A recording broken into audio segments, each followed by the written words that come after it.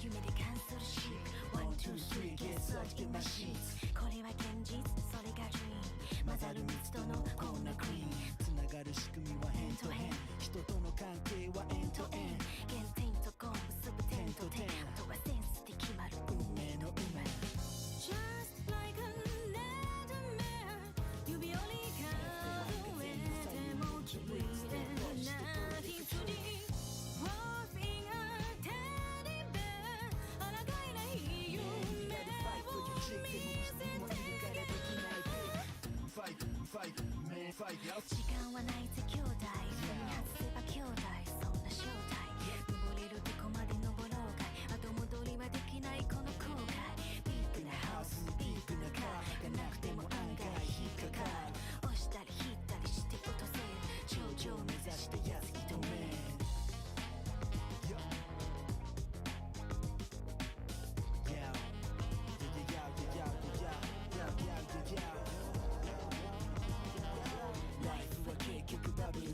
弾けるまで要は夢見がしじゃん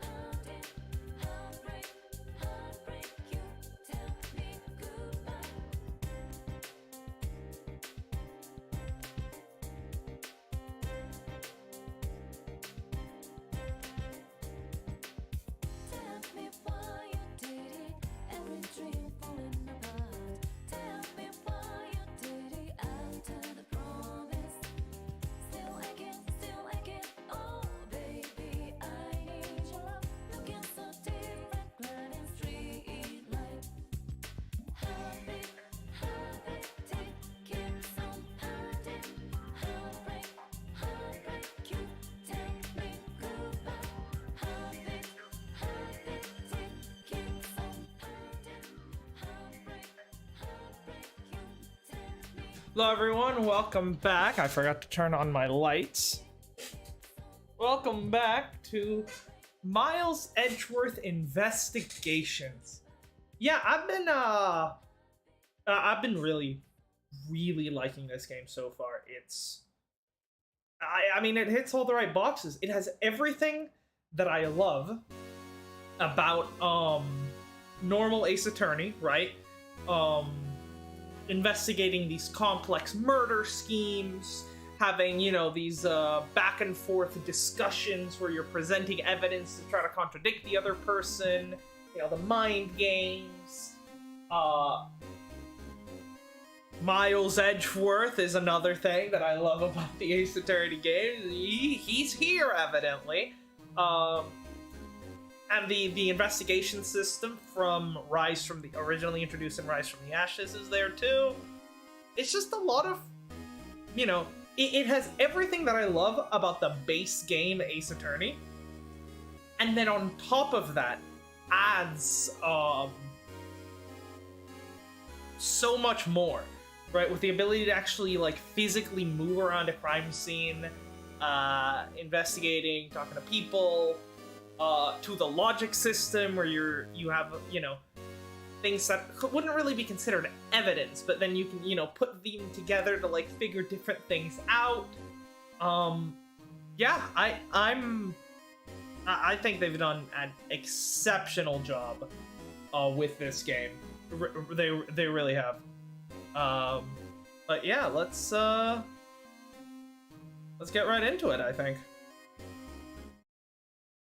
So today, let me try to remember what happened last time. There was a sort of hostage situation, right? And right, there was a hostage situation, and we went in to essentially, give the ransom, negotiate the release of the hostage. To some creepy fucking amusement park. Actually, I'll just put on the music for this. We're still doing this.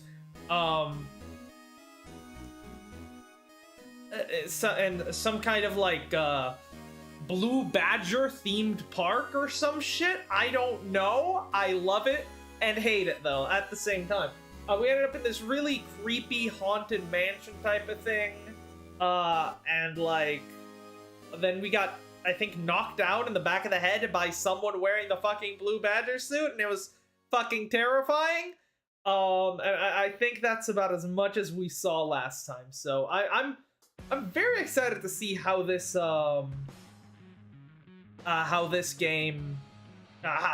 case, I suppose, progresses from here. Because, right, one thing that we have to keep in mind so far, right, both of the cases we've done, both have hinted towards a larger overarching storyline.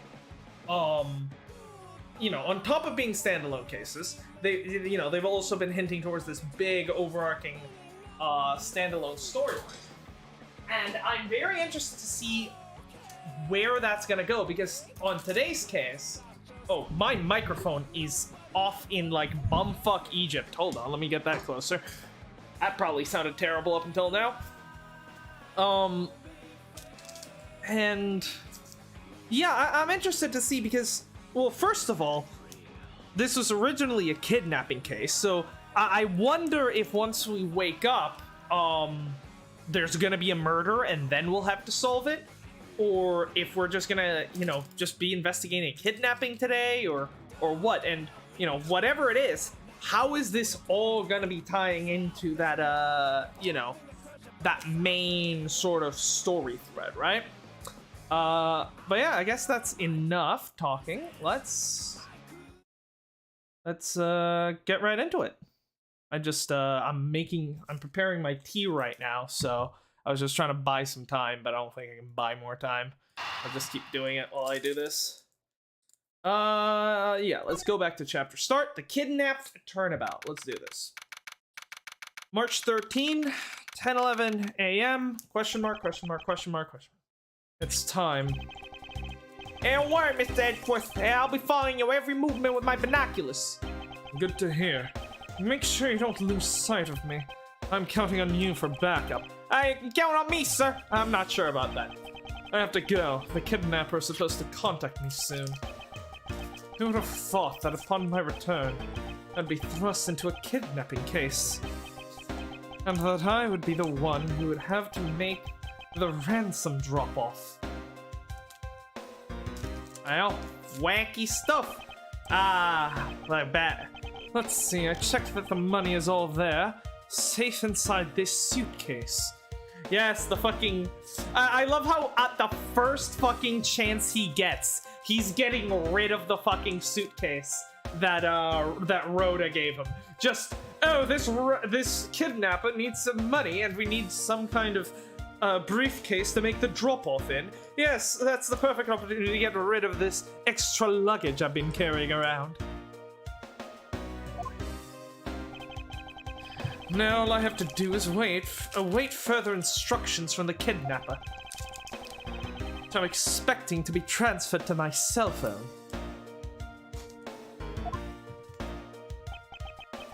I wonder who else is around. This is the meeting place, after all. Yeah, but it seems to be some kind of like Blue Badger themed amusement park of some kind. Gatewater. Welcome to Gatewater Land! Also, again, it's soulless fucking eyes. I'm pretty sure this is the same Blue Badger that, later goes on to smack me on the back of the head, right? It has to be. Oh, thank you. And a big hello to you.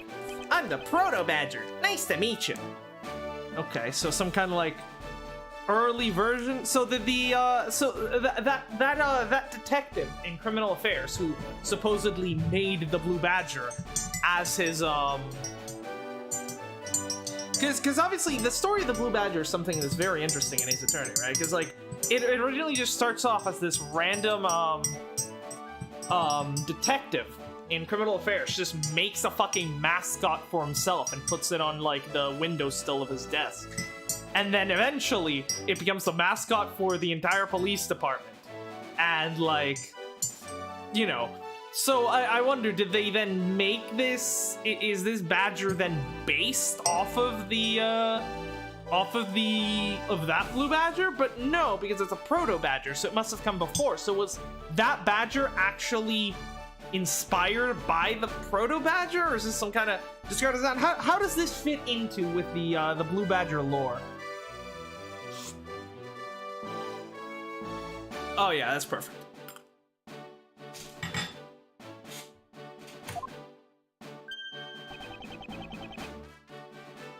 Photo rally. Excuse me, but were you perhaps thinking of taking a picture with me? A picture of you? Sorry, but I'm not interested. Oh, that's too bad. Well, have a good day. It's fucking terrifying. It really is.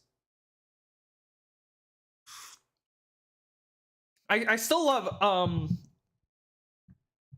I still love the fact that Rise from the Ashes just decided to use the fucking Blue Badger as like a fucking horror element in the at the start of the game. Like that shit was fucking terrifying when you saw the fucking like Emma's memory and with the fucking Blue Badger, the vase that looked like, oh my god, that shit made me wild. Hello? Who are you? You're not Ernest Armando. It sounds like the kidnapper is using some sort of voice alteration device. I'm his representative, Miles Edgeworth. Are you a cop? No, I'm a prosecutor. Yes, I know it's awkward, but it's not the same thing, I assure you. We're a lot smarter.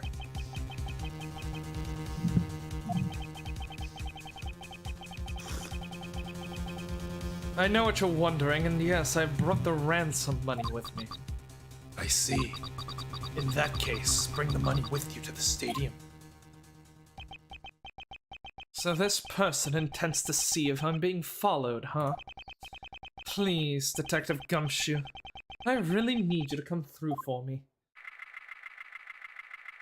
Yeah, well, there's the police version of the Blue Badger, so I really do wonder how this does fit into the Blue Badger lore. That's clearly the most important. Wait, is that the Gaviner's logo?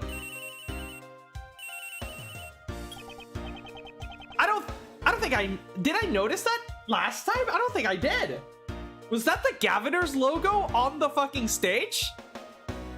If it was, that's an incredible piece of fucking continuity right there. Hold on, let me look this up. The Gaviners.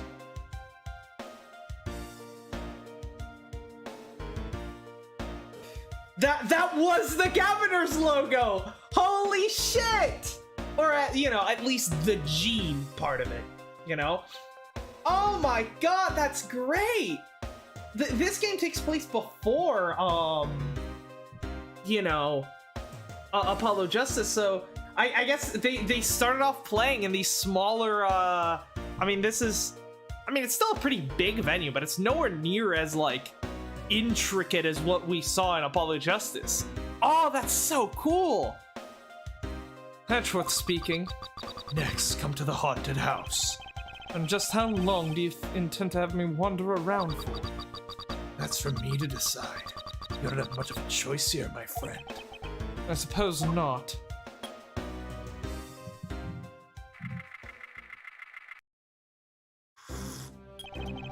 Oh, so I think I mentioned this before, but like, sorry for like the weird artificing, like the and like random things popping up, like the random string of red coming off of Edgeworth's arm there. It just has to do with the fact that like this is a Nintendo DS game, which means its natural resolution is like 360p or something atrocious like that, and so I'm upscaling that.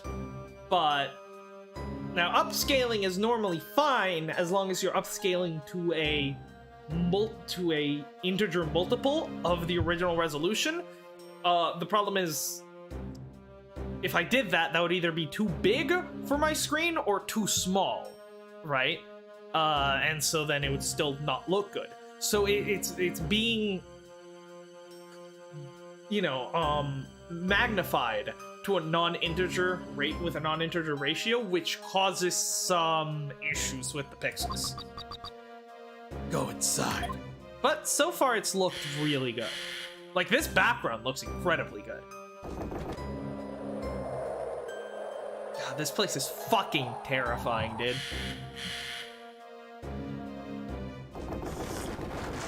There he is. What a dismal place. I do wonder if that is the same blue badger that we saw at the very start, you know? He's clearly not dead. That's it. Go through those doors. Like, am I being watched from somewhere? Like, it would make sense, I guess, for the person talking with Edgeworth to be in the badger suit at the end of the hall. That's how he knows where Edgeworth is. And he could have also tailed him around the park, and that's how he could have, like, kept tabs on him. But, like, I don't think that works, because Edgeworth was standing right next to him, right next to the blue badger suit at one point, and also talking to the guy on the phone, so I'm not sure. Leave the money and go, now.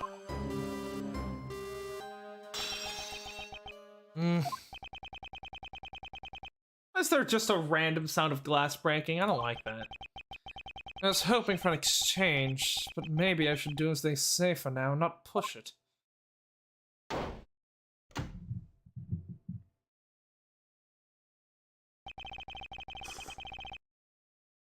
I couldn't catch even a glimpse of the kidnapper. Perhaps I should keep an eye on this haunted house until the police backup arrives. Oh, God. Hey, oh, Lord, it's coming! I fucking hate it so much! It's fucking terrifying! It was a trap. And I believe this is where we left off. March 13th, 11:23 a.m. That guy betrayed. No, can't be. Then the deal... Who is that? What are they talking about? Split. Police. Alright. In front of... Meet up. I can't move my body. I fear I may faint again. You've been doing that a lot lately, Edgy Boy. That blue badger have a fucking goatee?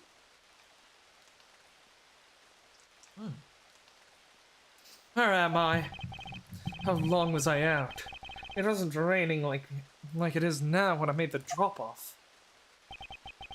This was supposed to be a simple affair. So why have I been taken hostage as well? I can only assume Detective Gumshoe lost sight of me at some point. Well, you did go in a building, Edgeworth. Like, what are you expecting? Gumshoe to have fucking X-ray vision all of a sudden? Like, hello? How the fuck is he supposed to, like, keep track of you in a fucking building? Also, it's interesting that we're getting different blue badger variations, because now that I'm looking at it, right, this is like a pink badger, right? There's this sort of like, there's this badger that's also in this box that has like a goatee and like sunglasses. And then there's this badger that where the hat is pointed upwards rather than curving downwards, which is how the proto badger costume was. So I'm guessing that's the proto badger, whatever the fuck that means. The only reason I agreed to the drop-off, to be the drop-off man, is because of that phone call. It was from Mr. Ernest Amano, the director of the powerful Zaibatsu, the Amano Group. Are those supposed to be his ears or like this? What is that? Is that like his ears or like neck folds or what is going on here? But aside from that, I also owe him a great debt of gratitude. His only son, Lance, had been kidnapped. I know that Lance is already in his 20s, but I guess some things you never grow out of.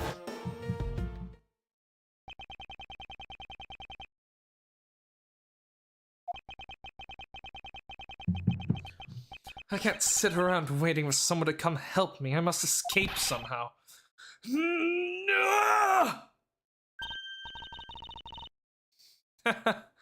Was that you making a funny sound? Who's there? And how dare you laugh at a gentleman's plight?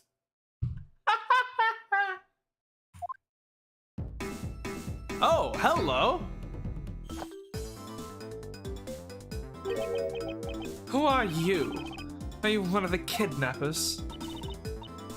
A kidnapper? Me? No way. I'm not into such petty crimes. Nope. I'm after something much, much bigger.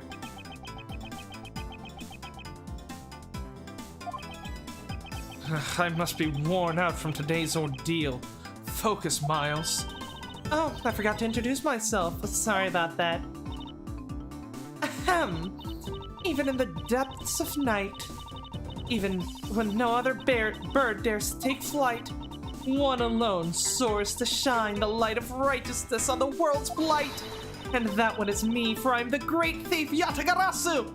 Okay, okay, well, there's the connection to the overall storyline then. We're finally meeting Yatagarasu. What the fuck were you... What the fuck were you doing in my office? What the fuck were you doing in my office, huh? What do you have to do with the smuggling ring? Great thief. Did she really just claim to be the Yatagarasu? Unless she's like some kind of like deranged fan who's just trying to be like a copycat or something? Oh, but my real name is Kay Faraday. Not a very good master thief, are you? Just like shouting out your secret identity out in the open like a... You're somehow worse at keeping your secret identity hidden than the fucking Phantom Thieves. You can call me Kay. Kay? Good, glad that's settled. Edgeworth, this is twice in a row that I've been handcuffed. God damn it. Only Right is allowed to handcuff me. Not quite. I have a mountain of questions for you. But first, if you would be so kind as to remove these ropes. I wonder, should I remove them? I was actually having a lot of fun watching you make all those silly faces. Hey, there's no need to get all mad and icy glary on me, you know? This rope goes through here, and there you go. What a relief. I owe you my thanks. It's okay. You can pay me back in full later. Now then, what questions should I start with? Unfortunately, I can already tell nothing is going to be easy with this cheeky girl.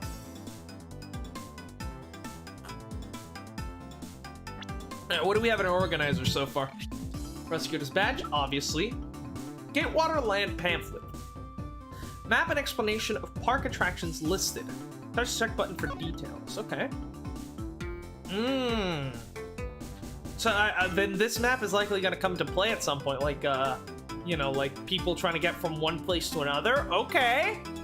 Okay, this could be interesting. Any time there is a map involved in a murder mystery, you know it's going to be good. Especially if it's, you know, Ace Attorney and you know it's going to be good nevertheless, right?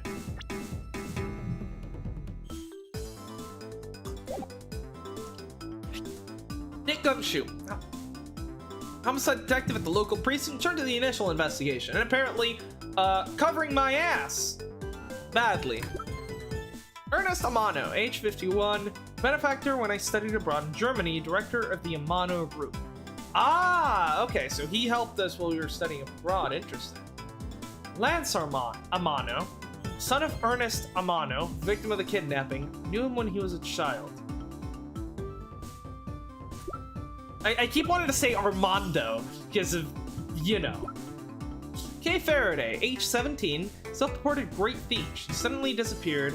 Why was she stalking me? Well, she was, okay, assuming she is in fact Yatagarasu,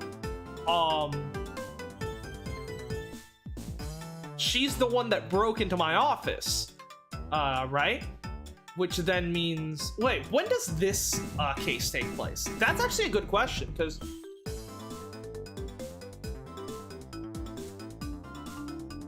I know the second case takes place before the first case, right? Because the second case is when we show up on the is when we arrive via plane, and the first case is when we first go to our office shortly after. When is this taking place? Because, like, we got the phone call from Ernest. I would need to check the date, but I'm assuming this is happening after? Because if this was happening before the first case, then I feel like Edgeworth should have a different reaction to learning about Yatagarasu, you know, stealing from his office. So I'm assuming this takes place after the first game. But of course, let's show her a prosecutor's badge. Don't surprise me like that. I can't believe you're just shoving things in my face. I mean, aren't there more pressing things you'd rather ask little old me? She has a point. You should really find out more about my mysterious savior first. Really? Okay, I guess not. Well, it's worth a try.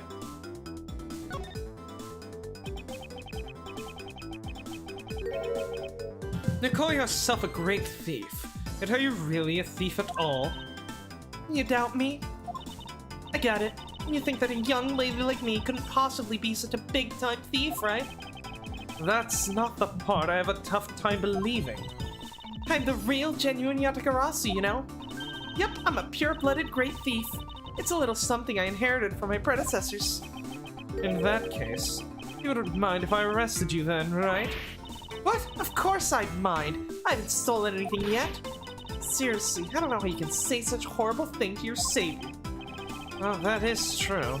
Technically, she hasn't stolen anything in front of me. Yet.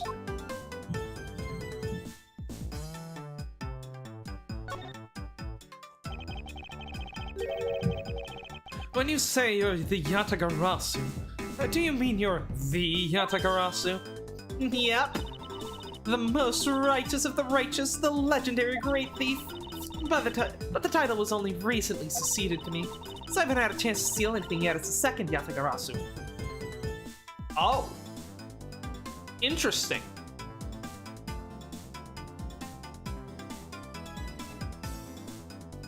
Wait. So then, if you haven't stolen anything yet, then the previous Yatagarasu is the one that actually broke into my office. What happened to them? I was not aware that thieves could pass on their titles like that. I mean, why not? But don't worry, I've got some big plans in the works. Big plans, huh?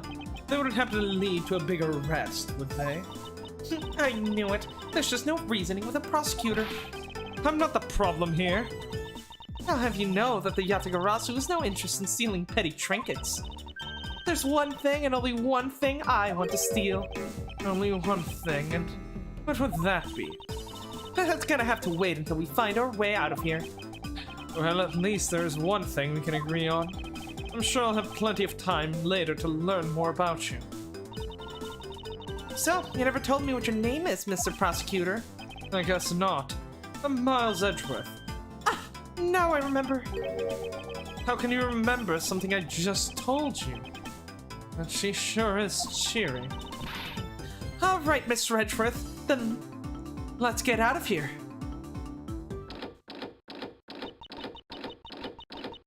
Off to a great start. Hmm? It would seem that we are locked in from the other side. What? No way!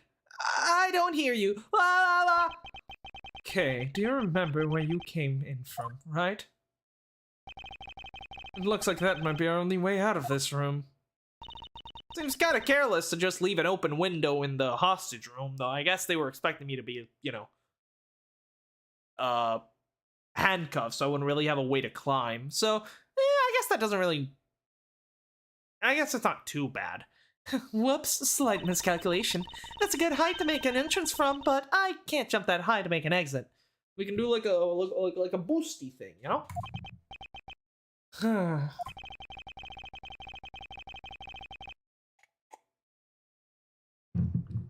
I suppose we have no choice but to look around and see if we can't find another way out. Well, this is different. There's not even a murder yet. We don't... I mean, knowing this is a nice attorney game, there probably will be a murder eventually, but at least for right now, we're just trying to escape. Well, what is this? Fucking, zero escape? What the hell? Alright, what do you have to say for yourself? Alright, now can I present stuff to you? Hey, don't you think getting out of here is more important right now? You can ask me about that later. I suppose she's right. Is that the same? Yep, okay. Alright, well, let's get to looking then. What is this? Uncle Badger? What is this? Looks like the Bad Badger, and it's looking as bad as ever. It looks like a costume head to me. What the fuck is the Bad Badger? I guess the Bad Badger's costume is, at the very least, a two-piece, huh? The real question is why is only the head sitting out here on the floor? So is there now just a whole fucking line of Badger mascots? My god, I hope that random detective is like getting royalties from all this. My man is must be fucking rich. Although knowing how the police department worked, I have a feeling somehow Chief Gant is the one collecting all the royalties from a fucking jail cell. Costumes separate into head and body. Head was left in the isolation. Okay. Now what is this?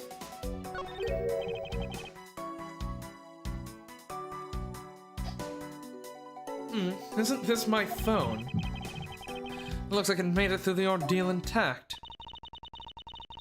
If only there was a way for us to connect with someone on the outside.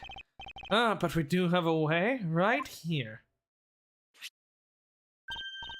Ah, and there was a cell phone here this whole time? If I'm right, Detective Gumshoe should have contacted the precinct for backup by now. Hey, Mr. Edgeworth, sir. Are you okay? I was so worried, sir. I'm fine. I was knocked unconscious for a spell by the kidnapper, that's all. I'm sorry, sir. I'm such a failure. If only I ain't lost sight of you.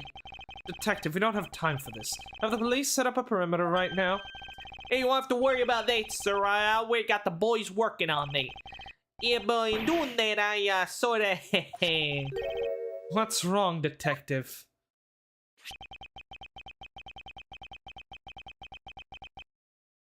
Sorry to butt in, but I'm afraid you're gonna have to make do with me. Who is this? Shilong Lang of Interpol. A pleasure to speak with you, Mr. Edgeworth. I've heard a great deal about you. So, why exactly is an Interpol agent like yourself involved in a domestic kidnapping case? Don't sweat the details. A crime's a crime, whether it's on local or a global scale. Besides, you're the one who's in a world of trouble. And why would you say that?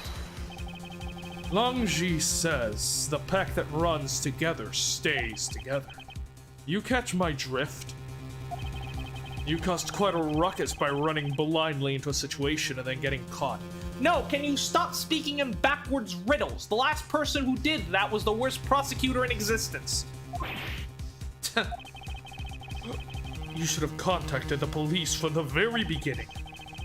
I'm sorry that this happened because of my lapse in judgment. However, I humbly request that you please help me out of here post-haste. Sorry, no can do. What? We're hunting the kidnapper now, and I haven't got any hands to spare. As I said, my pack moves as one. You're the one who wanted to go at it alone, so good luck to you, Mr. Prosecutor. Oh, and once we do catch the kidnapper, rest assured, we'll come find you. Eventually. You. You really think you're gonna catch that kidnapper with a second-rate detective like Gumshoe on your side? Bitch, please, I'm the only person capable of any kind of investigation in this entire fucking police precinct, is what I've been learning about in these recent days. You're gonna be chasing fucking ghosts for 30 years, and I'm gonna die of fucking starvation in the meantime. What's wrong? Did you get cut off? No, my phone ran out of power. No way. It doesn't matter anyways. We should try to get out of here through our own means. Yeah, I have a name to live up to after all. If we put our heads together, we're sure to find a way out.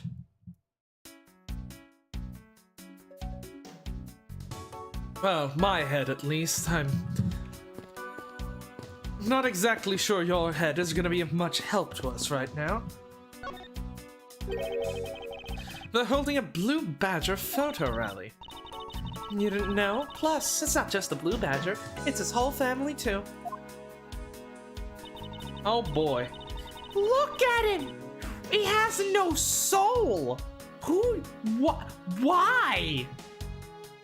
Take a picture of every member of the Badger family and receive a prize. There's only one of each of the 4 family members wandering throughout the park. Best of luck! If you manage to snap a photo of every member of the family, you get a really posh prize. Now that's a costume head sitting over there. Why not start with a picture of that? You can't do that, that's cheating. There's only one of each badger in the park, so you have to work for it. Speaking of badgers, there's one sitting against the wall in the haunted house. Seriously, but somehow, I don't think that one counts, Mr. Edgeworth. You have to take a picture of the costume ones walking around the park. So, those are the rules of the game. How quaint. Okay, so if there's only one walking around the park at a given time, then the Proto Badger that hit me over the head and the Proto Badger that we met at the entrance must have been one and the same. Unless there was some kind of like, you know, a little costume switcheroo at some point, but I don't think it's that possible. I think it's more likely that that Proto Badger was maybe not the person I was talking to on the phone, but somehow connected to the kidnapper. And so he probably followed me around the park to just, you know, make sure I wasn't being followed by like the police or anything. And, you know, then, you know, went into the haunted house, waited there for me, then hit me in the back of the head.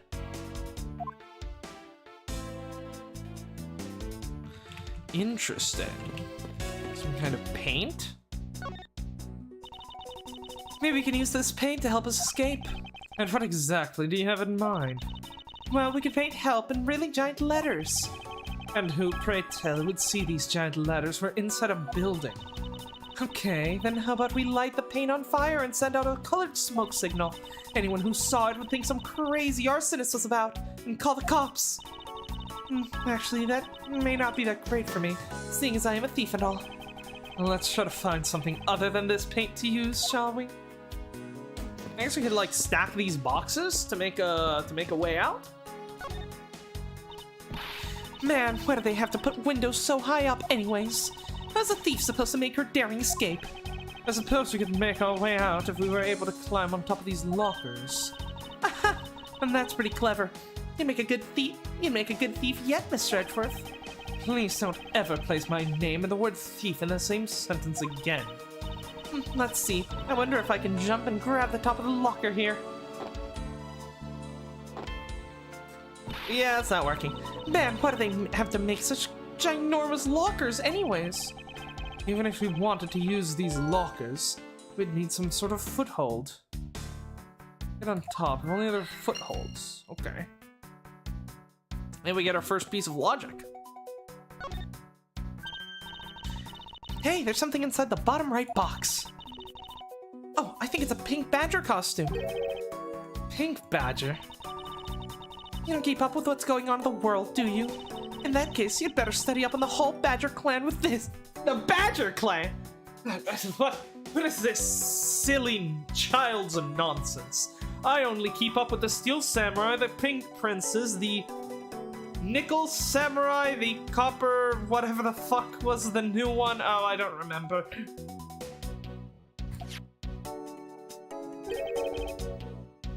What is this thing? Proto Badger, the very first Badger. The Blue Badger, an ally of justice who keeps the peace. The Bad Badger, a vile criminal with a gun. The Pink Badger, note her unique pink bow.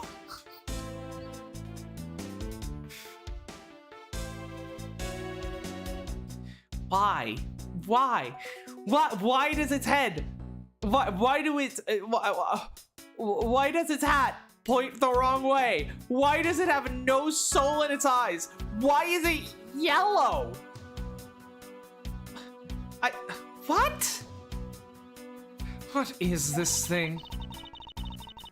Think of it as a Bible of all the things you'll ever need to know about the clan. Whatever. I suppose I can keep it as a reference guide or something. Okay, interesting. I suppose this means this is where they keep all the costumes. It certainly looks that way. It's like the Badger's family home. There are 8 boxes, but 7 of them are empty, which means that 7 of the costumes are in use right now.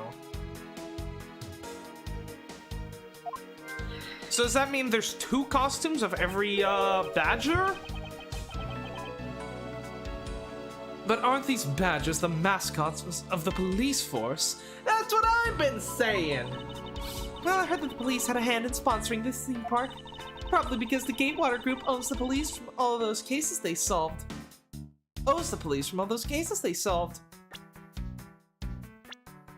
Wait. That's for the Amano Group. Okay.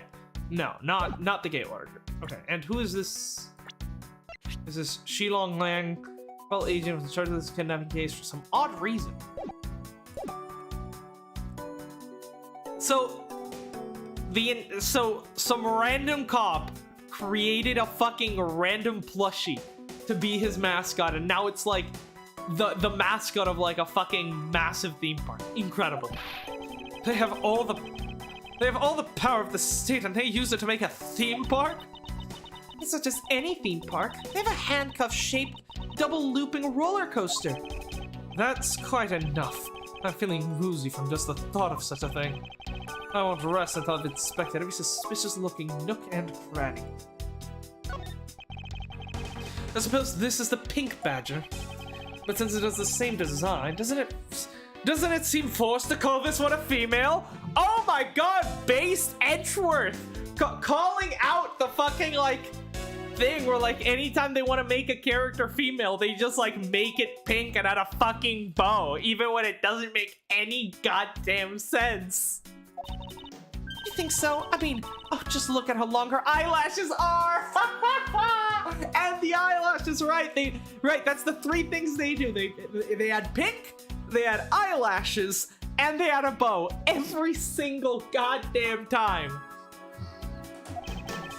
That's the only difference. And the fact that she's pink.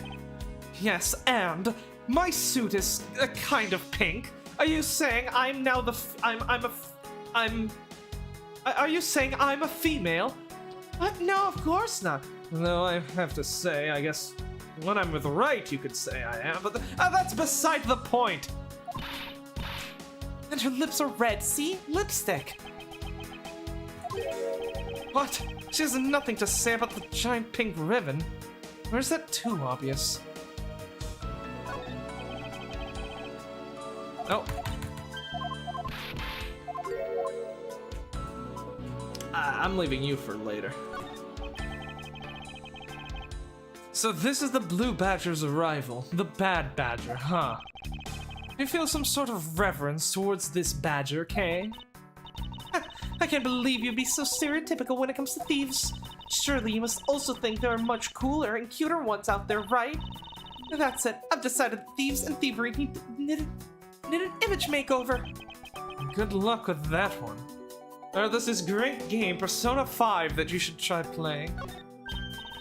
Look, it's the Blue Badger. I suppose even this thing can be popular with women. I can't stand him. What in the... Why is she suddenly beating the Blue Badger's image up? He's got the word badge right in his name. How bad is that for a girl like me? And to think he's out there wandering around in the park. I better be careful. He's going to arrest me by the power of his name alone. I somehow doubt that the Blue Badger has the power to arrest anyone, except when Officer Meekins is wearing the costume.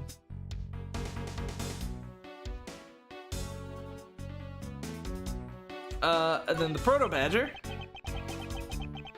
This is the Blue Badger I met at the main gate. Excuse me, but his name is Proto Badger, not Blue Badger. He's based off the very first design created by the local police chief. Oh, okay. So he was the so that's the original design. Then they did some editing, and they came to the slightly less demonic version. Oh, cool. When you compare the two, the Blue Badger looks a bit cuter. I suppose as he continued to redesign him, the chief managed to make him cuter and cuter. Even humanity has come a long way when you think about how much we've evolved. Are we comparing the Blue Badger to humans now? And the key, of course. Most obvious thing here. And what have we here? Why do I feel a laser-like stare aimed right at me? Did you want to take a look? Hey, don't mind if I do. Oh, I see. Yes, this is definitely a key. I'm sure it's a key to something. Very helpful, Master Thief. You are indispensable right now.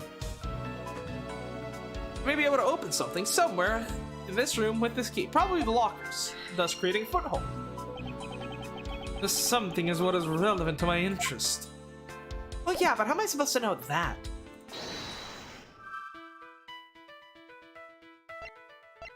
Alright, lockers and the key. Use the key, open the lockers, and then climb our way up. The pieces don't fit together quite right. Oh, I guess not.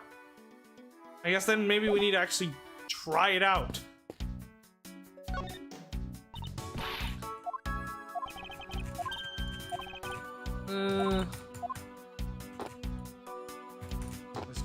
She's got to do her jumps. Guess not. You have anything to say?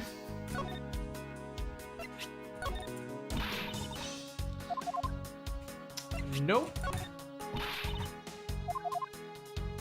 I mean, I guess we do get to talk to her, but... Then maybe we use the costumes to get out? You know where the person who kidnapped me went. Well, after they locked you up in here, it sounded like they went to the next room and started talking to someone. I feel like I've heard something as well, but it's all a haze in my mind. However, I do recall that the kidnapper was talking with someone. It was just a guess before, but I guess I really am dealing with two kidnappers here. After all, after that, they left. It almost seemed as if they were done with you. Okay, so one person was in the Proto Badger suit, the other person was on the phone. I suppose that that is the case, as my kidnapping seems like an afterthought to the $1 million. Well, if they went into the next room, let's see what we can find out through the slot. Good point. Oh, we can peer into the room the kidnappers were in from here. Oh, rest, yeah, okay. You don't have to fucking say your catchphrase every single time. I'm still waiting for the stepladder. It will happen at some point. There's a door on the opposite side that appears to be the same as this one, which would mean that I can probably assume that these two rooms are very similar in structure. But they may have just found our ticket out.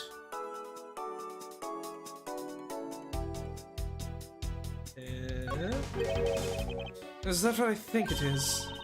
It looks like the kidnappers had an escape tunnel prepared just in case. That's awesome. They're a bunch of great thieves themselves. No, they're not, because I highly doubt they made the tunnel themselves. The floor panel was removed and propped up against the beam in a very specific way.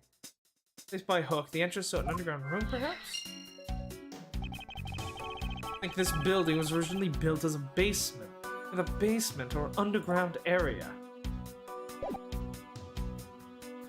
So then, are we assuming then there's another latch in here? Maybe? But that and the tiny key.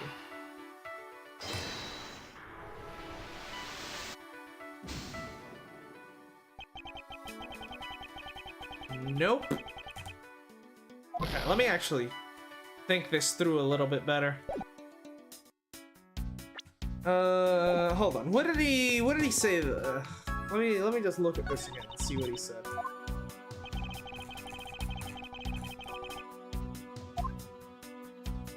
Specifically there. Door on the opposite side that appears to be the same as this one. Which would mean that I can probably assume that these two rooms are very similar in structure. They may have just found our ticket out of here.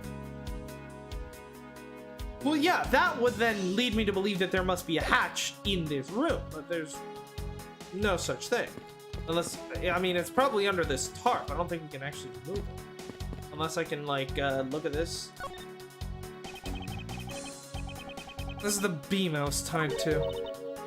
What's up? The ceiling.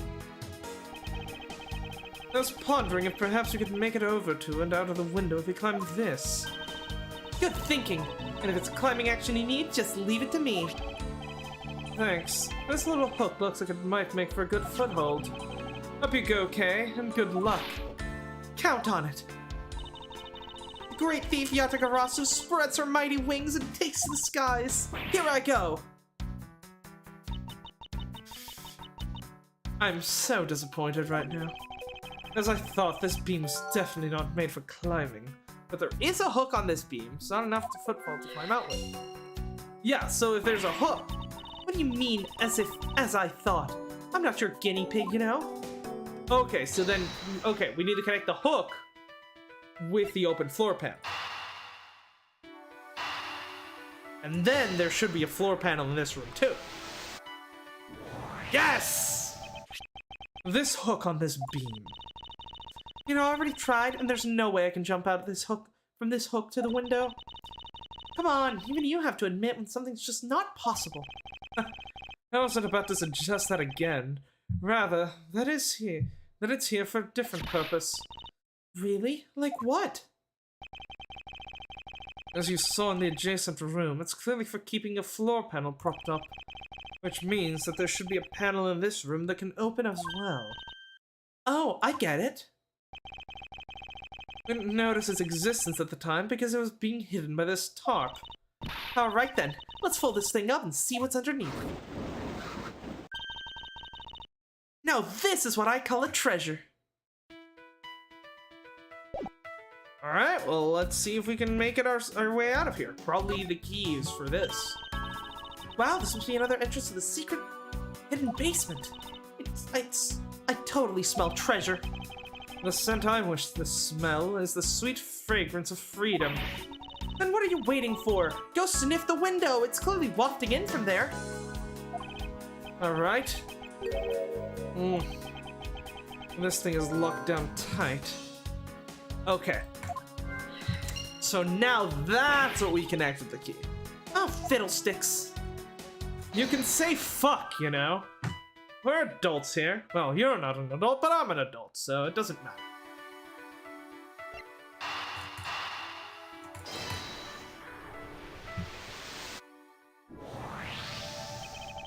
I believe you're up, Kay.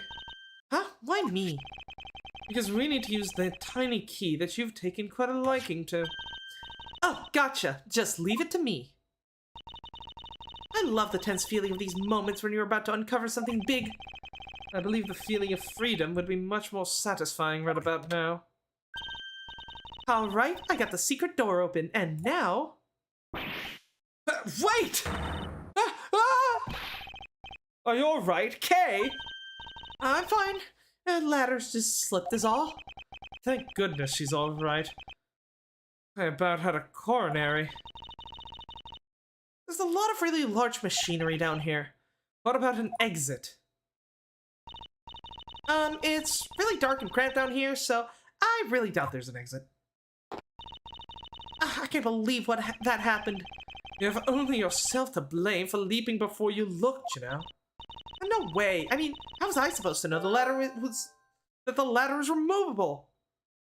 Because it's not attached to anything. You can use your eyes. That can be easily removed, but is it really safe to use? Okay, so we can use the ladder to get out then. Though first, I want to see if maybe I can go down there. I finally got the door to the underground area open. Okay, I just want to confirm with you that there wasn't an exit down there. Yeah, it was really cramped. There's a lot of really large machinery. I see. Are you hurt at all? I'm perfectly fine. I was just a little surprised when the ladder suddenly slipped out from under me. I wonder if this ladder can be put to some use.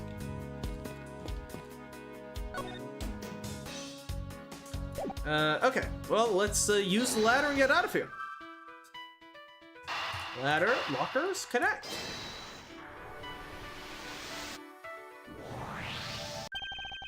I figured out how we will escape this prison, Kay. Oh, so how are we gonna get bust out? It seems that your reckless actions were of use after all. Are you actually praising me? More of a thank you for giving me an idea regarding this ladder. The underground ladder? Oh, what about it?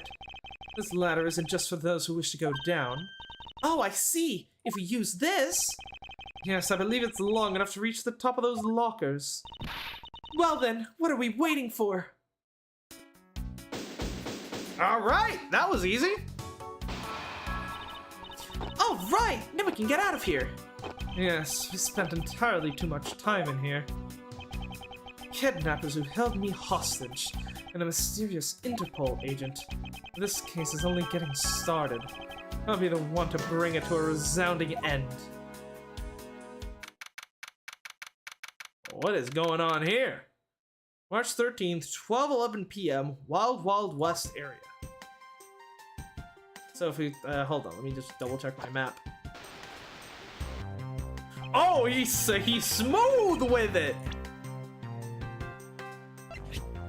So that's where we are being held in the Wild West area. Ah, okay, so we come in on the main gate. We first went to the stadium where the Governors were playing, or set to play, or played. Then we went to the haunted house, which is where we got attacked. And then we were dragged all the way to the Wild Wild West area. Interesting. It looks like it stopped raining for now. Yeah, and thank goodness. You have no idea how hard it was raining earlier. It's Edgeworth. There you are. I'm so glad to see you managed to escape, sir. I was so stressed that I thought my heart was gonna give out. Detective Gumshoe, may I ask what in the world that is? Yeah, well, it's,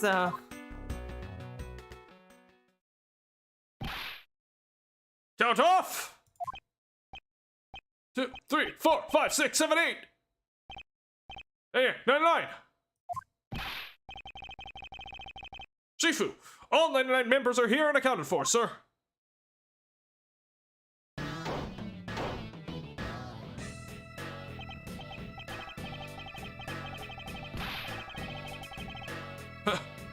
What the heck do you think you're doing, cutting my cubs off like that? Every person is a valuable human being, you get me? wait, is this the guy from before? Maybe? Everyone has a name that their parents gave to them. No one is a 2 or a 3. Everyone, regardless of age or rank, is number 1. Got it? I like this guy. Shifu! Shifu!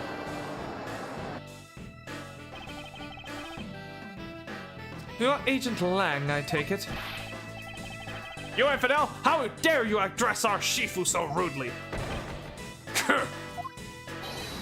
Lang Shi says, a cub who disrespects others soon feels the disciplinary bite of an elder. So don't you ever forget to show proper respect towards another person. Shit, huh? This isn't much, but please accept my card. Thank you. Please accept mine in return. You all see that just now? That is the proper way for two people to show the respect. Keep that in mind and you'll get far in life, got it? And that's right, Franziska did warn me. Something about an elite Interpol agent from the Republic of Zhengfa. So then, wait, is he? I thought he was working on the I thought that the agent she mentioned was working on the smuggling incident, right? So then, is this kidnapping somehow connected to the smuggling incident? I guess. And man, that is a lot of cops. Why weren't they here when we needed them to fucking investigate murders? Apparently, this man has the highest successful arrest rate in the organization. Agent Lang, why exactly is an Interpol agent involved with this clearly domestic case? That's none of your business, Mr. Prosecutor. How is it not? I've heard a rumor or two about you.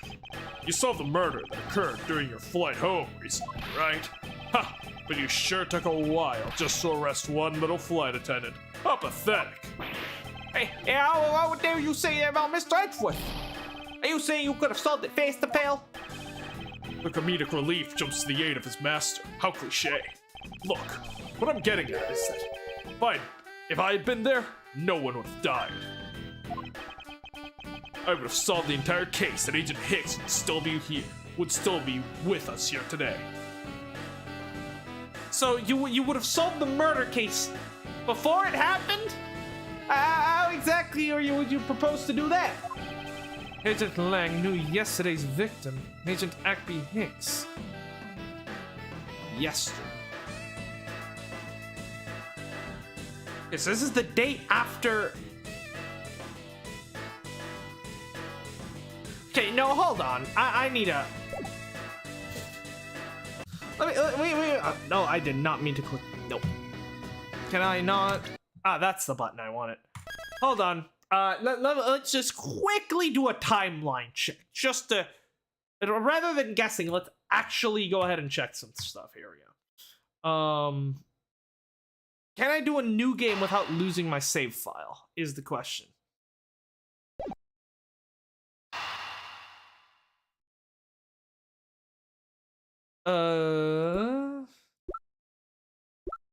So let's see. Turnabout Airlines takes place. Okay. Let's not do that because I don't know if that will actually cause me to like I don't know, fucking not be able to restart the case where I left off. So let me actually just pull up the videos from the last couple of streams. So, first of all, let me just pull up the start of today's stream to see what day it currently is. Hey, Annabelle! They managed to give him his soul back. Oh, why your message not showing up on my phone? Hold on. Oh, there we go. Oh, sorry I didn't see your message earlier. For some reason, it wasn't showing up on my phone. I just saw it now that I'm like going back to look at the start of the stream. For some reason, it wasn't weird. Showing up.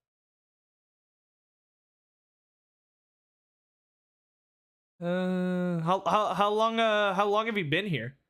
Hopefully, I didn't keep you waiting for too long. All right, let's see.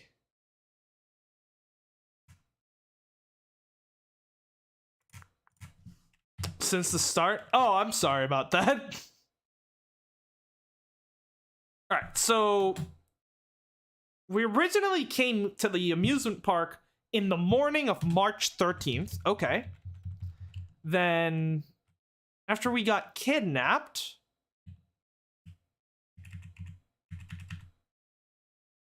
oh my god, there's actually a lot of messages here. And apparently just didn't show up. What the hell? What is going on with YouTube today? I'm going through the stream now to try to just figure out these dates, and I'm seeing all your fucking messages. I'm so sorry. I don't know why YouTube has just decided to be stupid today. Like, YouTube legitimately could be an actually decent streaming website thanks to the fact that its discoverability options are so much better than Twitch, and its integration with, like, you know, video hosting at the same time. But, like, they really need to get their shit together with their streaming software and API, because it is it's kind of a buggy mess. Like, I used to have down here, I used to have, like, the name of the last person to subscribe to the channel. I had to get rid of it because it doesn't work. It will update if a person subscribes during the stream, right? But if a person subscribes while the stream is not going on, it will just never update, which is so stupid. It's such terrible design. All right, let's see. So, okay, we're waking up about an hour and 30 minutes after the start of the case. Okay, so we weren't knocked out for too long. That's good to know. Okay, so this is currently taking place March 13th. Okay, let me go back and now see. So then I guess that would, then the assumption would be, since they said yesterday, that the murder on the airplane took place on the 12th, right? Let's see.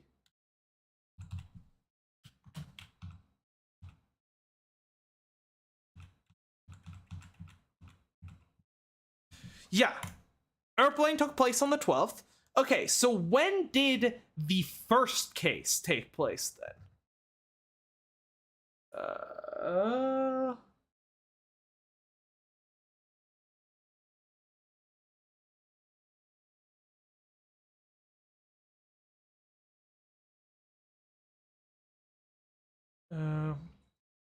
I think what's even weirder about this whole, like, oh, that's the wrong video. I think what's really weird about this whole, like, missing chat messages thing is, like, specifically the fact that, like, Streamlabs sees the chat messages and was able to display them, but YouTube, like, the actual YouTube chat just doesn't. Like, it absolutely incredible. Thank you, YouTube, for making a very good and stable video streaming platform. March 4th. Oh! Oh! This is taking place before the first case?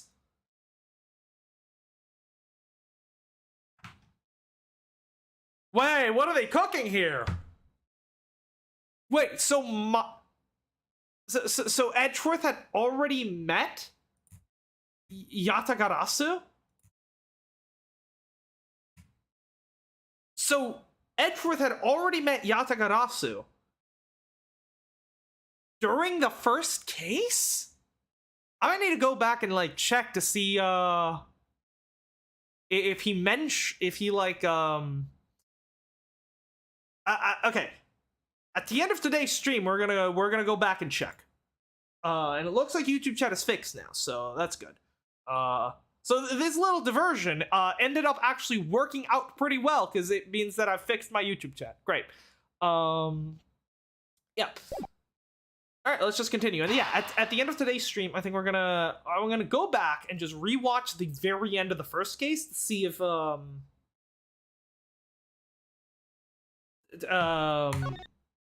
to see Edgeworth's reaction when Yatagarasu was mentioned.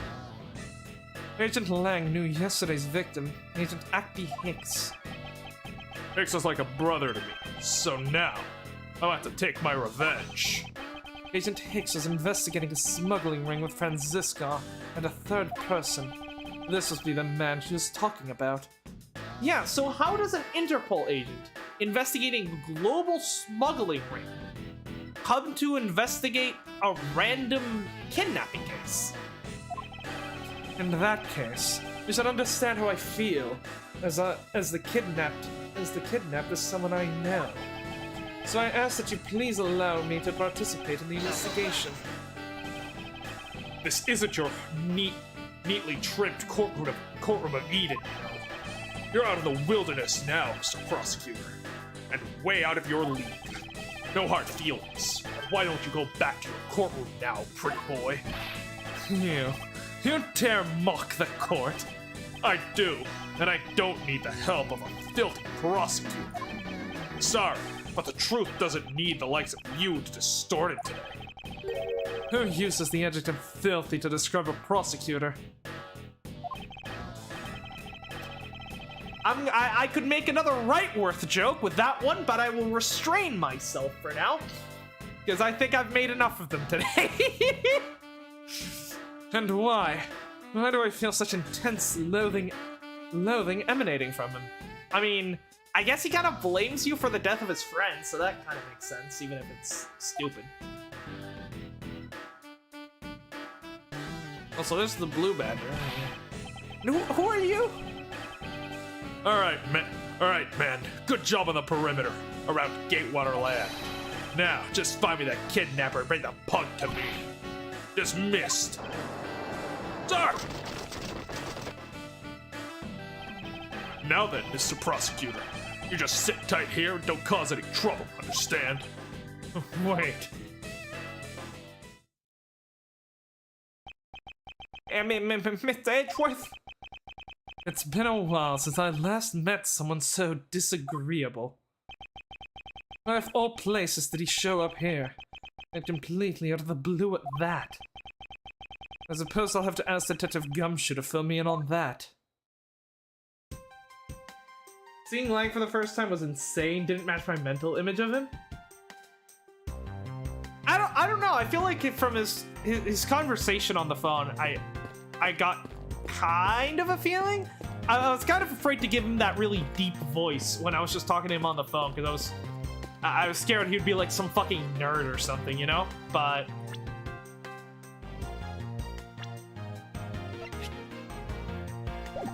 no, he does not look like Byakuya Tagami. He looks like a Street Fighter character. Bosi is the highest arrest rate in Interpol, in charge of kidnapping case. And then Sheena, Lang's trusty secretary, level-headed. She supports him in his investigations. Age question mark? That's useful. That's helpful. Imagine this prim and proper guy, not this bombastic and wild. Yeah, fair enough. Is that a dog or a cat? I think that's a dog. I highly doubt I'll find a clue in here, but I might as well check just to be sure. This barrel sure is heavy. You there, do you know what's inside of this thing? It's emergency water supply for putting out fires. I see. We certainly are well prepared. Pet the dog. There, good boy. Excuse me, but if you could just let me through here. Sorry, I can't let anyone through. Agent Lang's orders. I suppose I'll have to deal with this impasse for now. I'm sorry, officer. Do you want your salary to be lower than Gumshoe's butthole? Excuse me, but if you could let me through.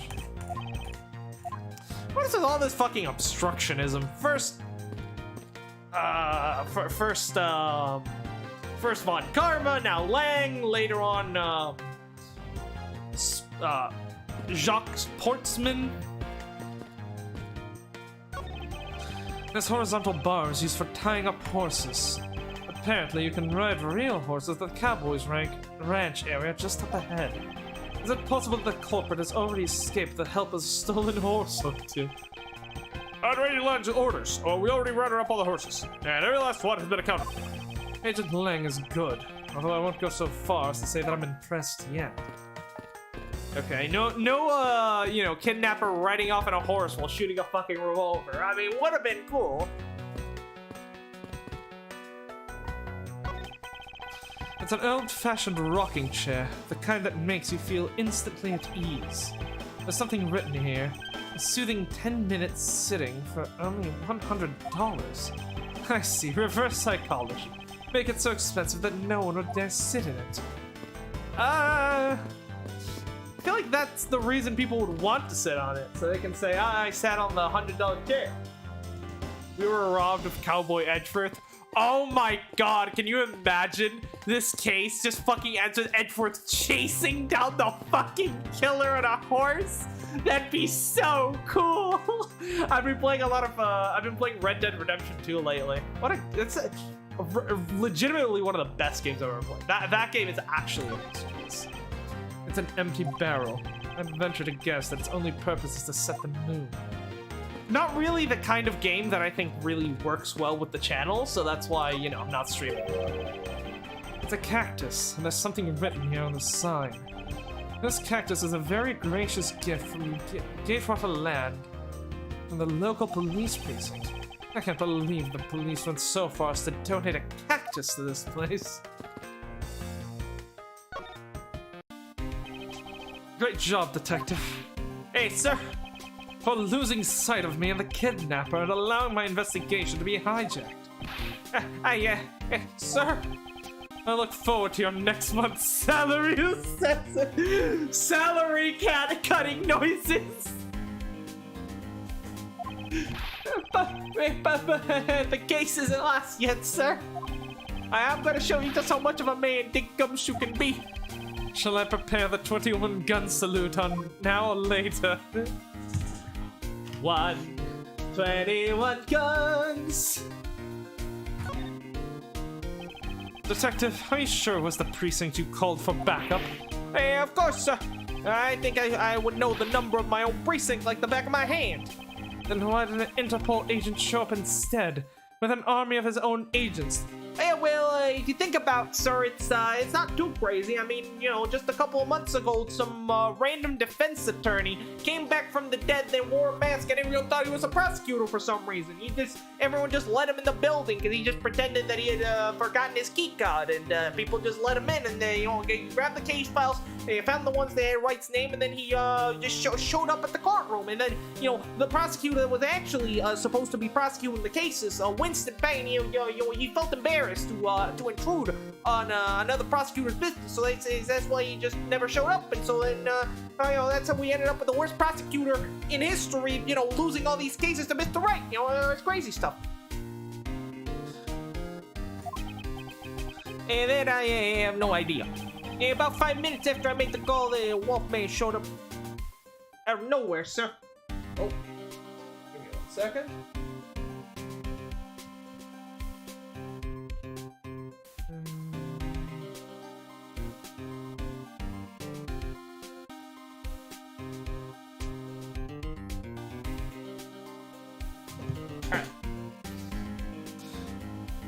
About 5 minutes after I made the call, that Wolfman showed up out of nowhere, sir. Agent Lang definitely has an agenda, so the question is, what is he after? What do you have to say? Man, I can't calmly do any stealing at all with that detective around. I suppose it's not easy when there's this many members of the law enforcement in the vicinity. And it's alright. It's not like I'm in a hurry to steal just any old thing. Which is it? Do you plan to steal something or not? Yeah, she's gonna break into your fucking office, dude. Quite the mystery, this one. Maybe I should talk with her a bit more. So, what are you gonna do about your investigation into the kidnapping? Good question. Since Agent Lang holds the authority to investigate this case now, it does make things a bit more complicated. Oh, come on. You can't let that stop you. I'll even lend you a hand. So let's go. But you're a self-purported great thief, are you not? I don't believe I can let someone of an unlawful nature participate in an investigation. You don't like to listen, do you? I'm sure she'll be helpful.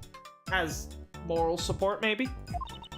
I'm not just any ordinary great thief. I'm the Yatagarasu.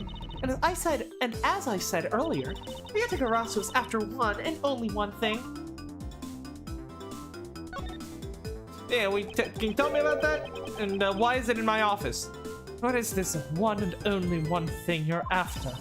The Yatagarasu is only interested in one thing, and that is the truth. I see.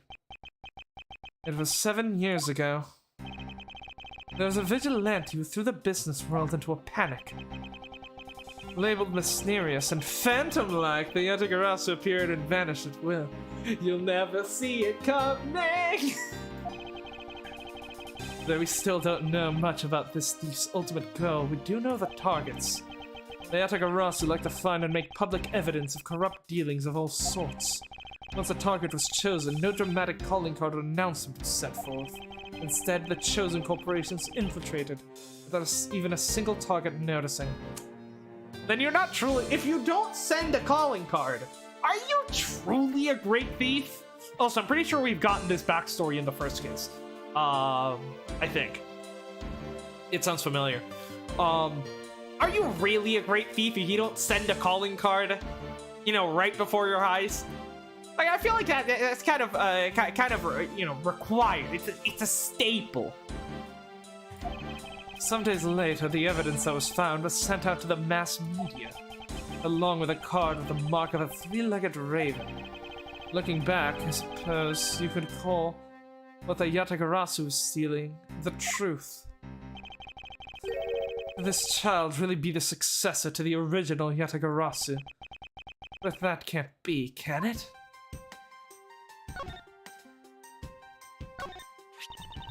Gotta set the calling card for real, It's essential, it truly is. Anyone can steal from a corporation. Only a great thief can steal from a corporation that knows you're gonna try to steal from them and is on high alert. That is the marking of a true master thief. If I had one of these, I could be a prosecutor too, right? Don't even think of stealing this from me. We already had a case of someone impersonating a prosecutor some months back. I will not have that happen again. If it's that important to you, then why don't you wear it on your lapel? Why should I have to label myself a prosecutor everywhere I go? And why does everyone ask that question of me? That's what I'd like to know.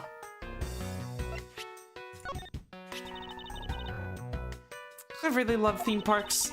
Too bad we're not here to have a fun time. So why did you choose this one? And why choose to show yourself to me of all people? Because I was tailing you, silly. Duh. You are following me? But why? Yeah, she wants to steal fucking something from your office. Way! You held me at gunpoint, didn't you? Well, you will. So, if Yatagarasu's trying to expose the truth, I believe it was mentioned in the first case that... Right, because the thing that Jacques Portsman stole were the, Right, Jacques Portsman went through all the case files, the first time, but then someone searched through the case files a second time, and someone also opened my safe. I don't know if she was the one that opened my safe or if it was Jacques. I don't remember if that was cleared up, but whatever the case is, right? We know for a fact that when a prosecutor, when an office changes from one prosecutor to another, all the files and stuff in that office remain. So my office doesn't just have all the files from cases I've been involved with. It also has the files from every case that previous prosecutors were involved in who held that same office. So I wonder, since it's been stated that Yatagarasu tries to steal the truth, I wonder if the prosecutor that was in my office previously was involved in some kind of case and maybe tried to hide some evidence and thus maybe got an innocent person convicted or got a criminal to be set free or something the like. And so then she has been tailing me because she wants to break into my office to steal the case files and reveal the truth. Interesting. What do you think about this? If you're going to steal anything, at least keep your hands off my lines. Alright, I'll return it to you. Here you go. I was hoping for some information in return, but my line will do for now. Come on, the Badger family's waiting for us to find and take pictures of them. And remember, you have to yell Badger get each time or it doesn't count. They even have a roof when you take the pictures. Tell me about it. I was planning to steal my shots as any proper great thief should. Does the concept of stealing permeate every aspect of this girl's life? It's a book of information about my arch enemy, the Blue Badger. But I won't lose to the likes of him. You just wait and see. Okay, you took everything from me. Blue Badger. I don't even know who you are. I'm gonna write a tome of thievery. How's about that, Mr. Edgeworth? The information that winds up on your wanted poster will suffice in this competition.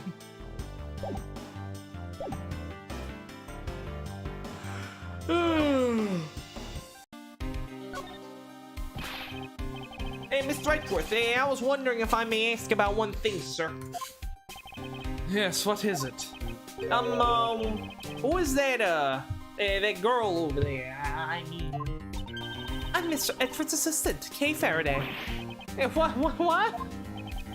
Funny, I don't recall making you my assistant, Kay. Yeah, I'm Mr. Edgeworth's assistant. Me! I've been like this since forever, pal. Sorry, better just stole your supporting role. Oh no! She stole W Sheep. No, give it back. How can you say something so serious with that grin on your face, pal? Mr. Edgeworth, we got a thief on our hands, sir. She stole my role, sir. Yeah, I'm taking her in, getting her convicted, and making sure she serves her sentence. Oh, come on, that'll be fun, like musical chairs. You better stay fast on your feet. Ain't no way. I won't lose the spotlight to you, little girl.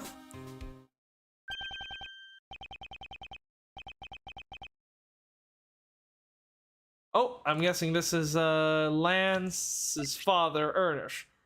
Lance? Lance! Where are you, son? Oh, look at him.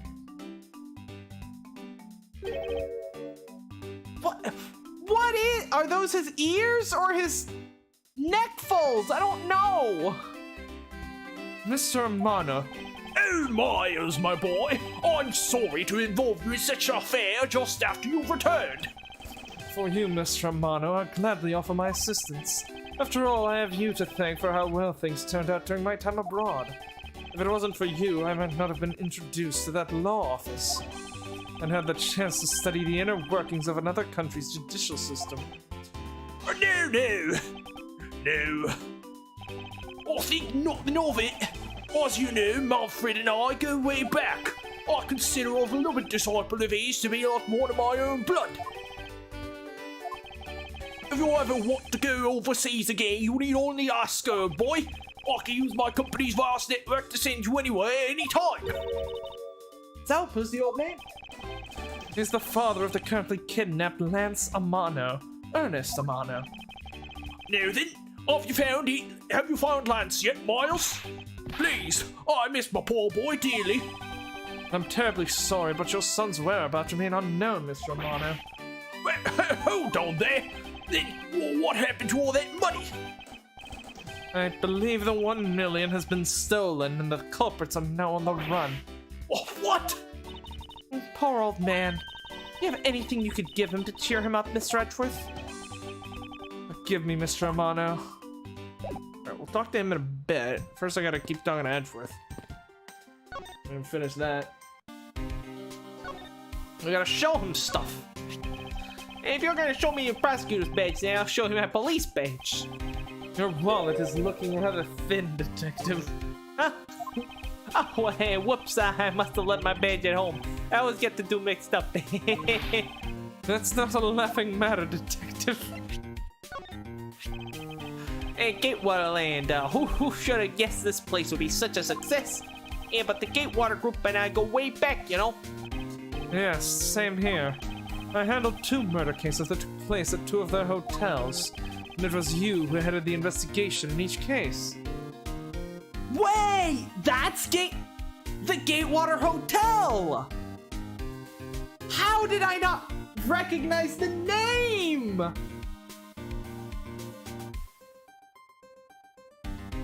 Oh, that makes so much sense now!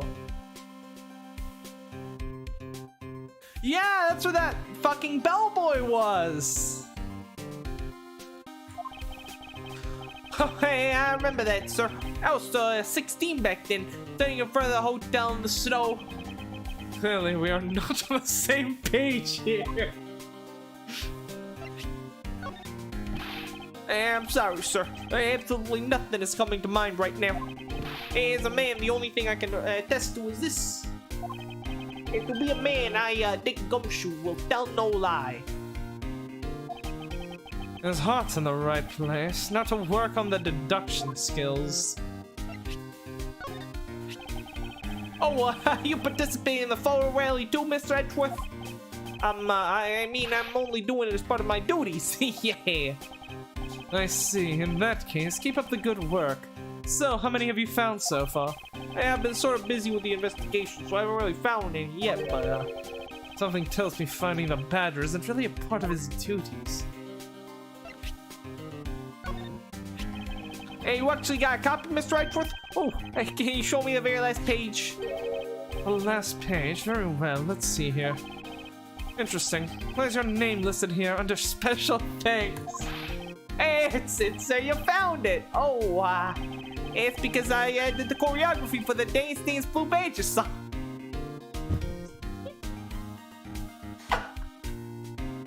He did, didn't he? I'm pretty sure this was in one of the games. Was this was the end of... Was it the end of Rise from the Ashes, I want to say? It's all coming together. Honestly, I think what this game has impressed me the most with so far is the sheer amount of continuity that they have between this game and the other games in the series. Because, like, there's definitely certain strings of continuity here and then between the different games, but there's a lot, especially with, like, characters returning. But this game, I think, has had the most ties. Obviously, like, right now they mentioned, obviously in this case, we're hearing back to the creation of the Blue Badger, Gumshoe coming up with the dance choreography. Just earlier, we referenced, this is, Gatewater Company, which owned the hotels where, well, the murder didn't take place in the hotel during Turnabout Sisters, but that's where that's where the witness was for the case at the Gatewater Hotel. Then the murder of, I forgot his name, the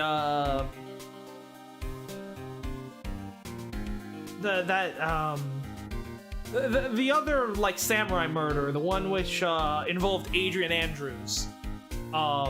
That one was also at the Gatewater, at a different Gatewater hotel. And then, like, earlier in this case, when we went to the stadium, the logo on the stage was the Governors logo, implying that the Governors were either meant to or have played at that stadium recently, which is really fucking cool. I suspect that no one entrusts him with any real responsibilities at work. Oh no. Protecting Gumshoe, he is so precious. He is, he really fucking is. I love him so much. You don't have anything new to say? Nope. It's you. It's clearly the game wants me to talk to you, so I'll wait for that. Can't go in there. Horses are painted on this garage door to complete the Wild West theme. They almost look like they're ready to jump out into the real world and gallop away. Almost being the key word. Why is your suit different? Excuse me, but if you could just let me through here.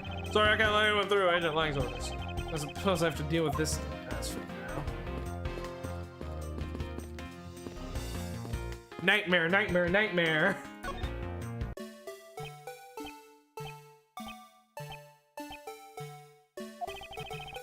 That wriggling. I just can't bring myself to call it dancing.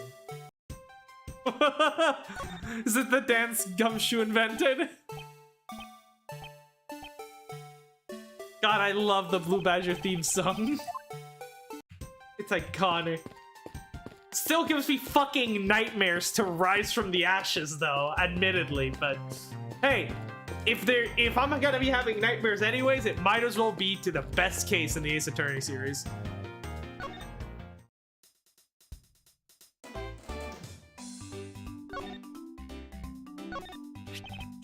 Oh, see, that barge reminds me of Manfred.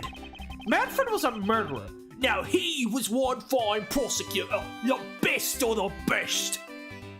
He was like the okay, I mean, I suppose his track record as a prosecutor was pretty good. As for whether the people he convicted were actually guilty, that's a different story. Yes, I can't disagree with you there. I says you don't really want to talk about him. How I feel about him. It's hard for me to be truthful about that with another person. Your hard countenance. I don't know what you're thinking of or feeling, but mark my words, I think you're Manfred's true successor. I really do.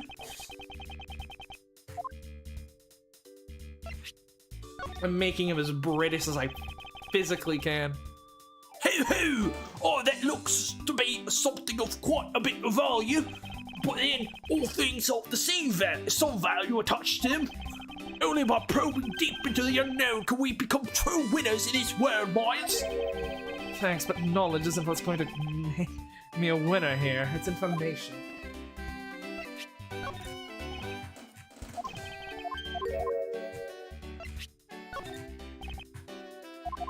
The music has also been very good in this game.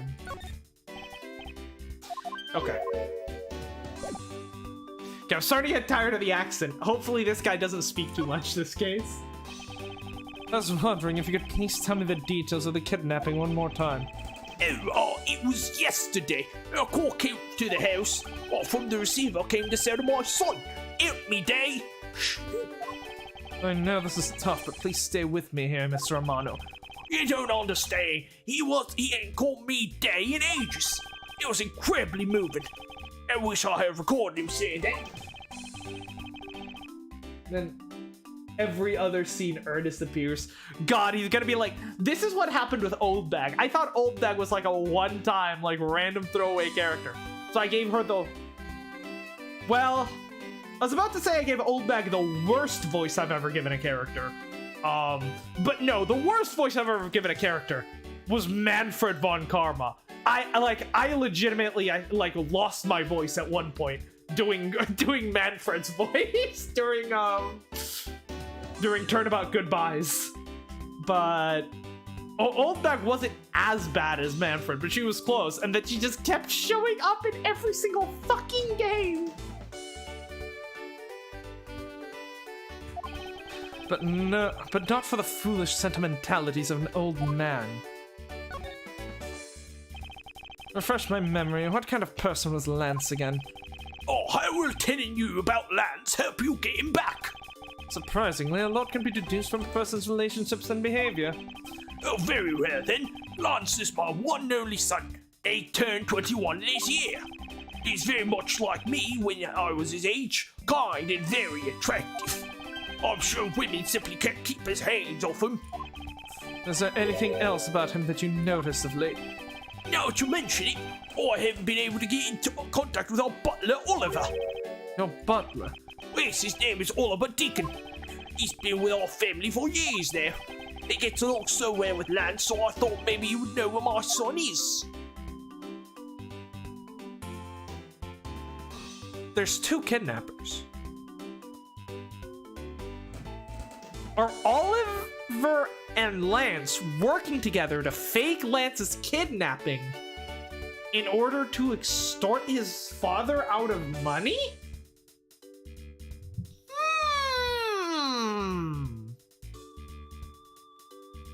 That's definitely a possibility. I'll have to keep my eye. Obviously, nothing. I have no evidence to point to that, but it is a possibility to keep in mind. The game did a little bit of trolling by spawning Old Bag often. Well, no, I love Old Bag. She's legitimately a fun character. I just made a great mistake by giving her such a hard voice to do. It just ravages my vocal cords. Mr. Romano, could you please tell me a little more about your butler, Mr. Deacon? As a butler, oh, he's outstanding. He even serves as Lance's personal private tutor. He took a brief leave recently, but even after it was over, I haven't been able to reach him. So you still haven't spoken with him since his leave? What about his family and friends? Oh, they say they haven't seen him. I've tried everything I could think of, Miles. You think this could have something to do with Lance's kidnapping?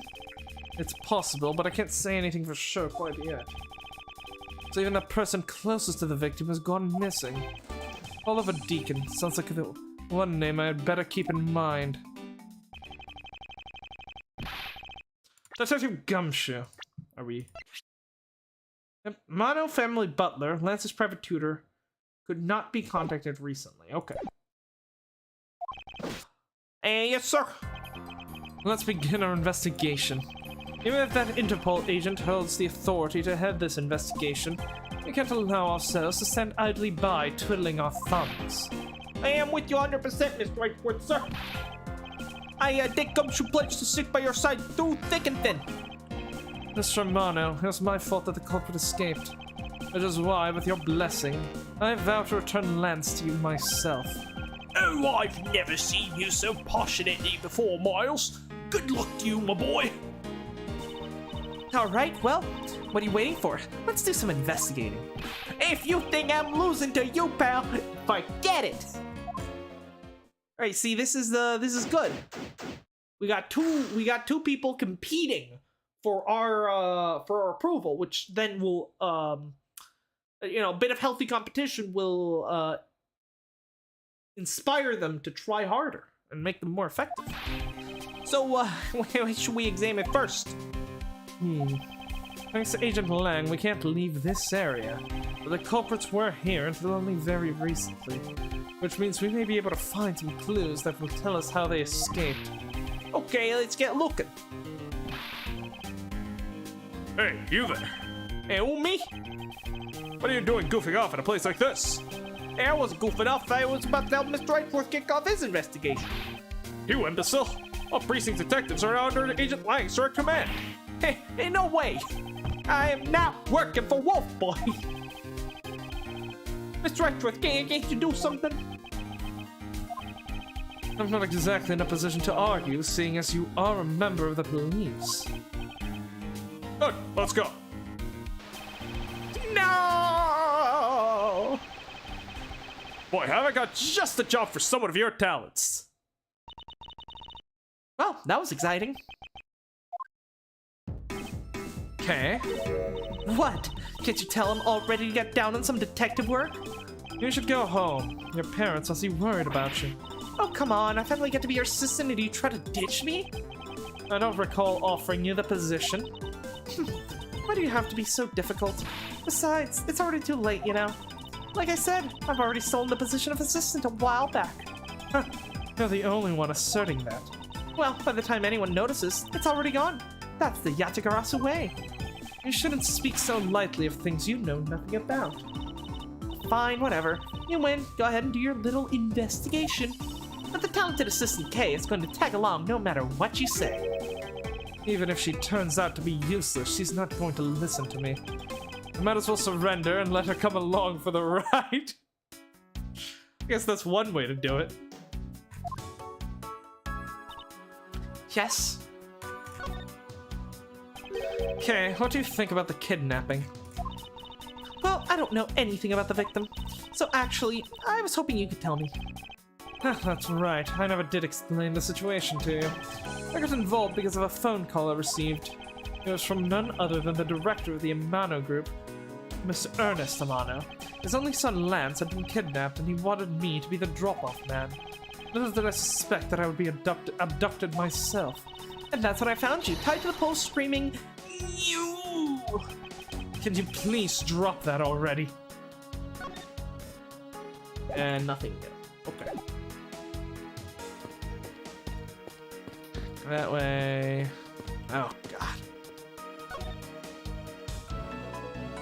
Okay. He doesn't have anything new to say.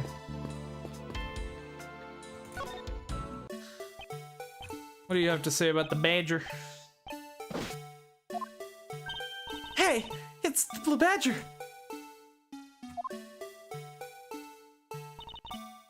Badger, get! I really don't understand why she's so excited over this badger hunt. Speaking of badgers, there's a person inside of there.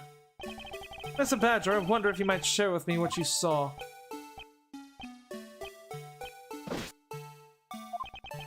He's doing that contorted, wriggling dance again. Aha!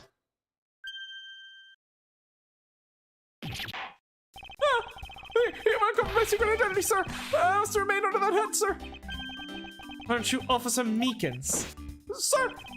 Mike Meekins! We're reporting for duty, sir! This man was a witness in one of the cases I headed 2 years ago. But the only thing I remember about this officer is that he often spoke and acted before he thought, which gave me a great deal of headaches. I love him. I'm glad we're getting the return of Meekins here. I think I'd seen an image of Meekins in the Badger costume before, but I didn't know where it was from. Like, I know I've definitely seen an image of Meekins in the costume before, but I think I thought it was, like, from a previous case, but I guess not. And I'd just forgotten about it. Does that just make me so nervous for no reason? Probably the eyes. Yeah, they're definitely, like... They are very fucking creepy, but the Proto-Badger somehow manages to outdo the creep factor by so much.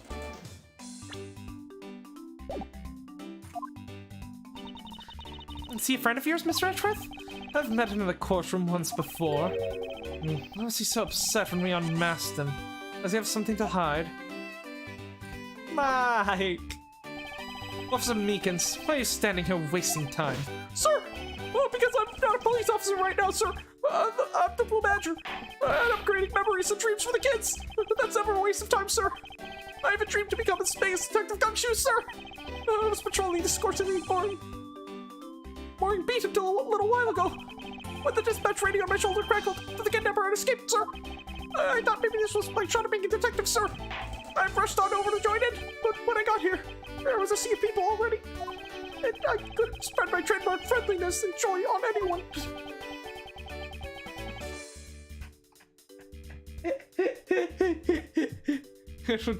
It would seem that some people never change. Meekins is great. He is precious. So why exactly are you in this ridiculous outfit?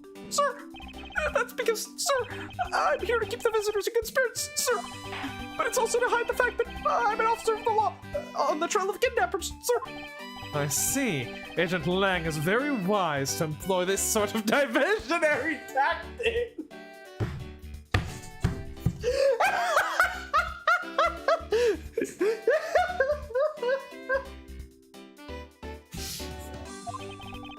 To be handed the role of the Blue Badger out of all the different disguises, sir. It's such an honor. How long have you been standing here, officer? Sir, for about 1 little hour, sir. That's around the time I woke up from being knocked unconscious. And I've been here ever since, sir. If that's true, then it's possible Officer Meekins saw the kidnappers escaping. However, sir, I must tell you that I didn't see a thing, sir. I haven't asked you anything yet, officer. No, but I know you will, sir. He's hiding something from me. Officer Meekins, I insist that you tell me more about your recent movements. Sir, I've been playing the Blue Badger this whole time, sir, and getting into it too. I patrolled the park, all while wearing this costume. And about 1 hour ago, I came over here, sir. 1 hour ago. That would be... 1 hour ago should be around the time that I got knocked out, right? Which means you might have seen them dragging me into the building. I haven't seen any suspicious-looking people this whole time, sir. But I did see a badger, sir. A lone blue badger. What you said just now is contradictory to the facts. Yeah, there should only be one blue badger walking around the park for now, unless Meekins doesn't have the capability to distinguish between the blue badger and the proto badger. How so, Mr. Edgeworth? This is what Officer Meekins' testimony contradicts. The photo wallet. Officer Meekins, let's back things up. I'd like to ask you about your last statement. Sir, of course, sir. If that's your wish, Mr. Prosecutor, the little patrolman will wait as long as I am commanded to wait. You said that you saw Blue Badger, correct? And yet, if you take a look at this, what you saw was not supposed to happen. The park is supposed to have only one of each badger in it at any given time. Which means that as long as you are the Blue Badger, Officer Meekins, you should not have seen another Blue Badger wandering the premises. What? Sir? Then that would mean that there are two blue badgers walking around? But why? Only supposed to be one blue badger in the park, but a second spotted.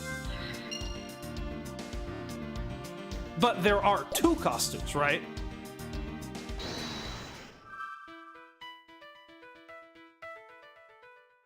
Yeah, I'm guessing that's what connects then. But we'll, Oh my god, his sprite is adorable! Look at him!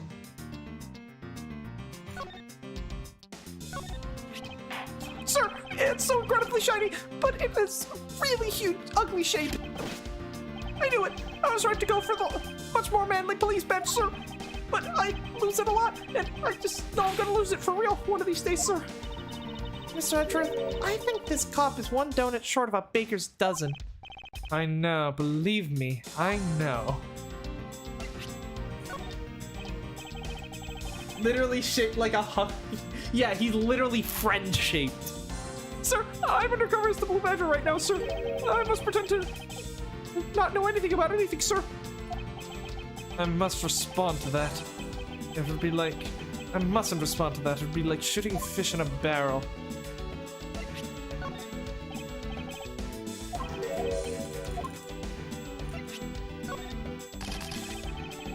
Chop chop, little by little, our privacy is being sold off to the public through this, sir. But that means I need to work extra hard on my cute poses. Oh, like what? Oh, like this. Great, now I know what your new pose will be. Look, sir, I've successfully stolen his pose. Look, sir, I've successfully stolen his pose and speak in style, sir. That's nice, Kay. Sir, I have a copy of the Blue Badger Bible too. You have a copy of the Blue Badger Bible too, sir. This was written by experts on the Badger family, sir, and it's very, very thorough. It doesn't matter what that I was made the Blue Badger only a little while ago, sir. That book helped me memorize every name of every badger, sir. It's not that hard to remember 4 incredibly obvious names. God, it's so good. I'm loving this case already.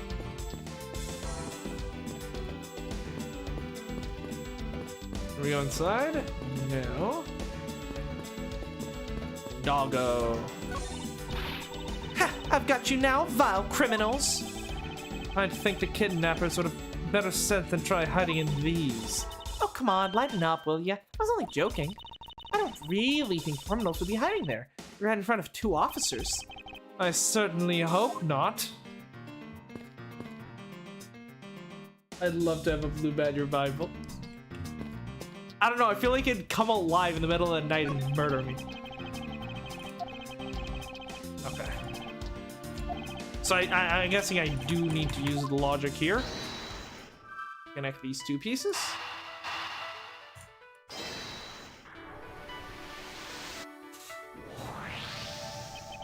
A second Blue Badger.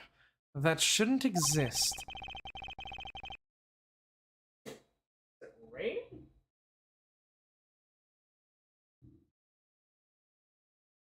Or is that a truck? Sounds like a truck.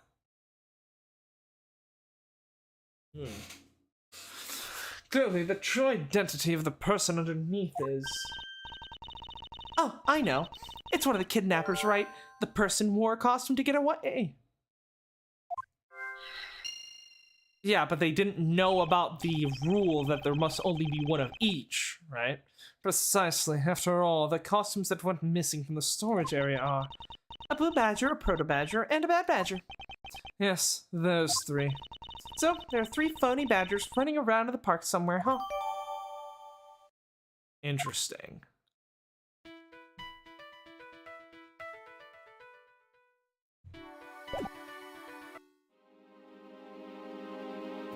Right, but we also know for a fact that one of the kidnappers was in the proto badger costume, because that's the one that knocked me out.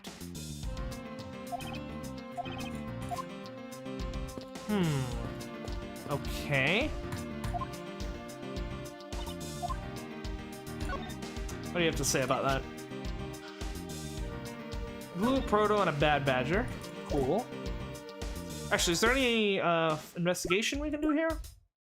No. Oh, I did not mean to do that.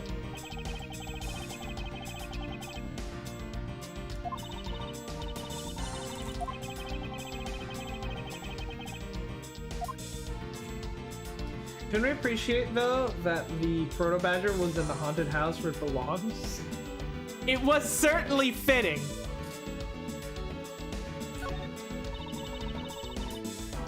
Looks like there's another thief afoot. Only if we assume that this is not your handiwork. Are you kidding? You know, the blue badger's enemy number 1 to me. Can you imagine me ever being on good terms with that thing? Aren't you a prosecutor's assistant right now? Actually, it's surprisingly easy.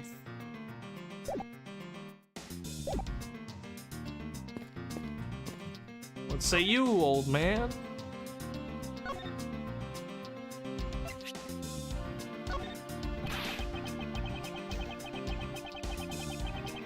Just what sort of operation is this? They will allow their valuables to be stolen.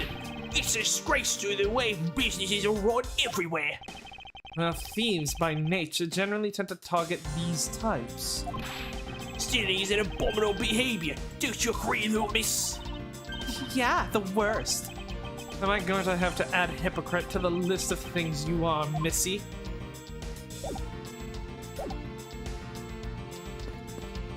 I mean, what's she supposed to say, Edgeworth? Yes, I love crime. I love committing crimes.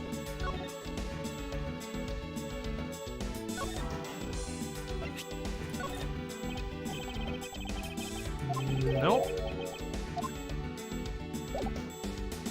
Now what?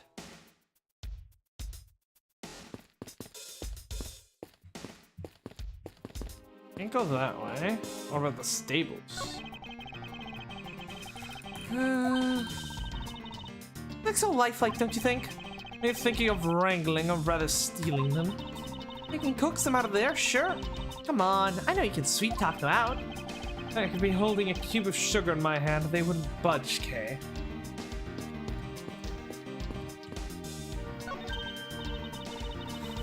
Look, there's a blurb about the cactus here.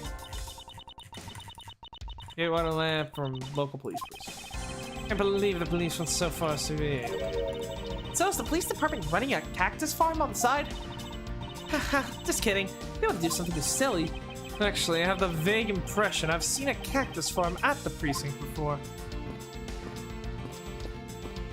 That was at, he's referring to Officer Marshall's, office, right?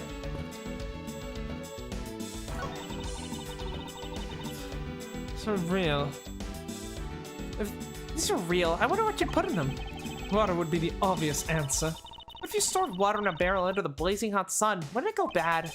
People of that period probably didn't care about how it tasted. Sorry, but I can't let you get away with making fun of our forefathers. I mean, maybe they really like the strange taste. Look who's making fun of them now. Hey, Mr. Edgeworth, is that one of those things you tie horses to?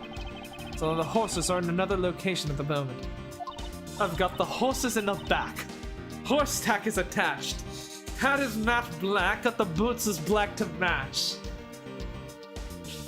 And here I was hoping I'd get to ride one. You know how to ride a horse? Nope, never rode one in my life. But I have an ancient friend who was born in the year of the horse. Non sequitur is the only way to describe your logic. It's better than Gumshoe, who just stares blankly, you know? The drain pipe. Hey, there's a bunch of footprints in the mud over here. I remember hearing rainfall out here while I was being held in here. Yep, it was just some passing rain. Looks like the ground has already pretty much dried up. I should be thankful. It left us with some nice footprint samples. You know what? I bet if we followed them, we can find out where the kidnappers went. Plus, we'd be able to spot them because of their muddy shoes. I don't think it will be that easy. Why not? Look carefully. There are quite a few different sets here. But we don't know which ones belong to the kidnappers. No, that's true. We don't know what kind of shoes they were wearing. I see. But we do know because they were wearing the Blue Badger costume. So we just need the marks that look like the Blue Badger's feet. Now that we know the kidnappers were wearing badger costumes, those footprints from earlier take on a new and very significant meaning. Oh, you mean now we know which tracks belong to the kidnappers, right? Yes. Wow, you're actually better at this than Gumshoe is. More than shoe prints, we need to follow the paw prints of badgers. Okay, Mr. Edgeworth, it's time to use those footprints and go badger hunting. Okay. Let's take a look at the footprints again.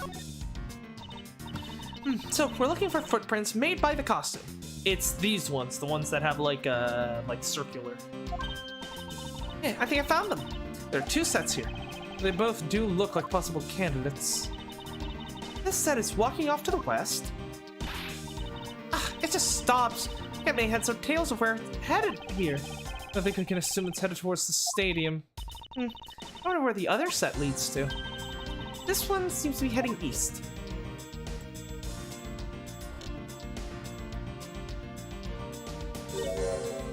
Huh? Quick, Mr. Edgeworth! I've got him! I've got one of the culprits! No! I'm not a kidnapper, sir! Down, Kay. Clearly those footprints belong to Officer Meekins. But our criminals were each wearing a costume. Aha! Maybe they came over to this garage for something. That's what I would suppose. Officer Meekins, if you could step aside for a moment.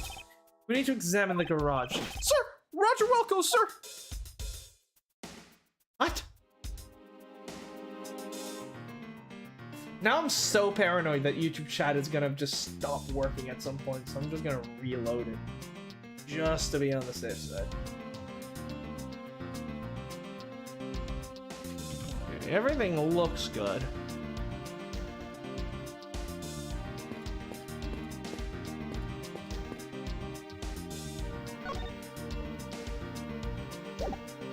Say no. Do you have any new clues?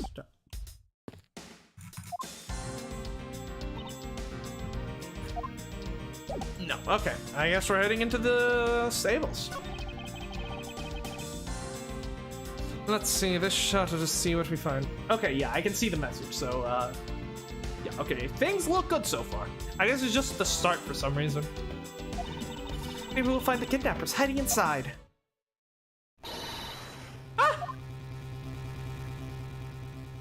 The fuck? What the? Okay, so we do have a murder case on our hands. Well, an Ace Attorney case that didn't involve murder, just, I guess it was just too good to be true. He looks older than 50. Obviously 20. Yeah. I mean, he might be Oliver, but like, that's not a 50-year-old man. I was just about to make fun of her for freaking out over a vehicle. Hey, Annabelle, those are limited edition Blue Badger vehicles. It's like the Batmobile or the Pope-mobile. It's the kind of thing you only see once in your life, okay? Jeez, I can't understand. Like, I guarantee you, if that was the famous Steel Samurai motorcycle that he got in the movie, you know, Return of the Cyber Goblins, then I assure you Edgeworth would be freaking out just as much. What the? Alright, well, let's see if we can ID the body. Seems to have stumbled across a dead body. She must be in severe shock to have been the first to find it. Now then, who is this man? It's Oliver! Doesn't look great for 50. Actually, one saw the Batmobile IRL. Did you scream like Kay just did? Mr. Romano, are you saying this man is... Yes, he's my butler. How could something like this have happened? So... either Oliver got word of the kidnapper and tried to track down the kidnapper and save Lance himself, and then got himself killed, or Oliver and Lance were in fact working together to set up the kidnapping, and then maybe Lance killed him to make off with all of the money rather than split it. Maybe tie up some loose ends or something. I'm not sure. Indeed, and why was Mr. Deacon here to begin with? I'd better investigate this crime scene quickly before Agent Lang or his men return. Kidnapper's footprints lead right into the garage, and right to a dead body. It's possible one of the victims is now murdered. Is it possible one of the kidnappers is now a murder victim? One of the kidnapper's prints leads us to a dead body. Was the victim in a costume? Yeah, but who disposed of the costume? My cursory examination, I believe this man died of a fatal bullet wound. I feel like we would have heard a gunshot, but maybe it was silenced. Get those sick bastards that did this to him. I will try. You sure are calm for someone who just found a body. It's surprising what one can become accustomed to in the span of 2 days. I won't rest until I've inspected every Okay, it's just this fucking catchphrase again. No, let me inspect the Badger Mobile. As long as that Interpol agent has control of this case, I'm not going to be able to have a real autopsy done to the victim.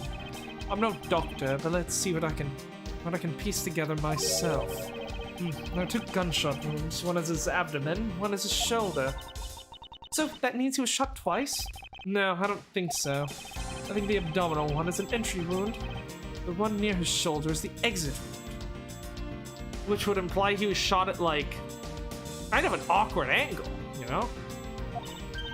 Nice, I knew you could figure it out. It comes with experience, and I've seen my share of crime scenes. Speaking of experience, this crime scene seems a bit too clean for murder with a bullet went clear through. Yeah, that's what I was about to say, the lack of blood. Which implies that either the body was moved here from somewhere else, or the crime scene was clean, but there's no really point to cleaning the crime scene since we can still find the body. Or maybe, if he was shot and killed in the Blue Badger costume, assuming he was the one wearing it, and then taken out of the costume, it's possible that the costume just soaked up all the blood. I should make a note of this oddity. Interesting.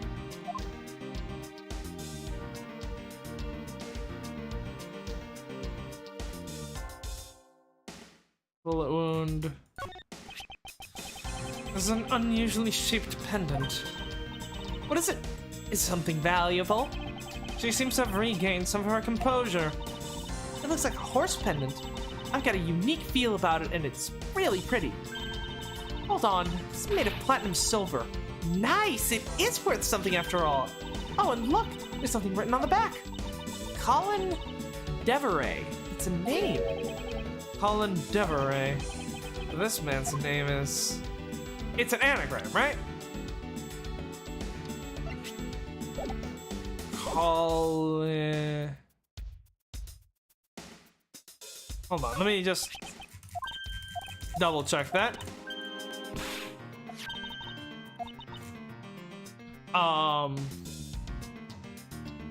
Oliver...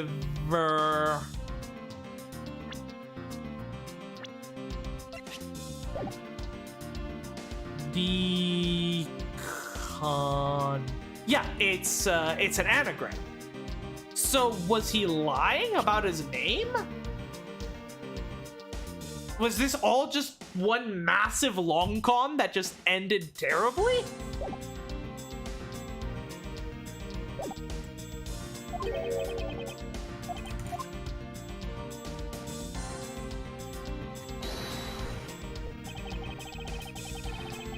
Any of the evidence I hold? Well, no, it's connected to one of my profiles. It's Colin Deveray. I need to speak to his parents for doing that to him. Wait, what is his name a reference to? I'm not getting it. Am I just being dumb here?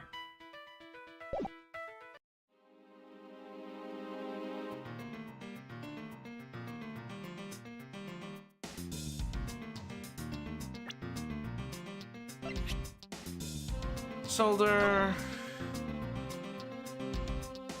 If that's his real name. Yeah, but what's wrong with that? But yeah, but like, but what's wrong with that name? Finding autopsy preliminary finding loss of blood resulting from a gunshot wound. Entry lower right abdomen, exit point right shoulder. By the fact that fatal bullet went clean through the body, there's very little blood at the site where the body was found. I guess the autopsy report has his name, so we can do that, maybe?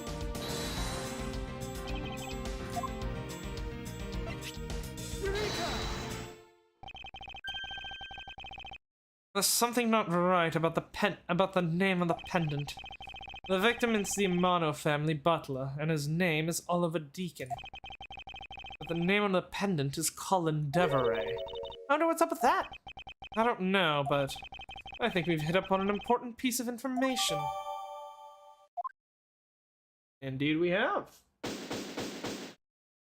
Oh, cool. Investigation complete. Lance, where are you, sweetie? Oh no, there's a mother too? Excuse me, but you are...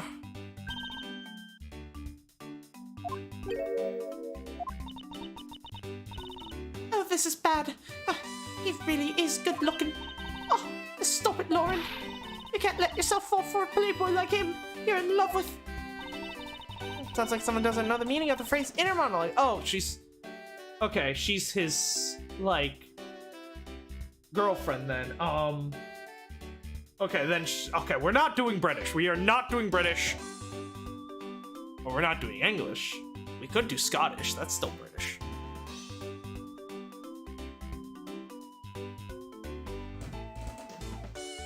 I don't think I've done a Scottish. Can I do a Scottish and a woman at the same time? I'm gonna try the Scottish. Scottish is one of my favorite accents to do. I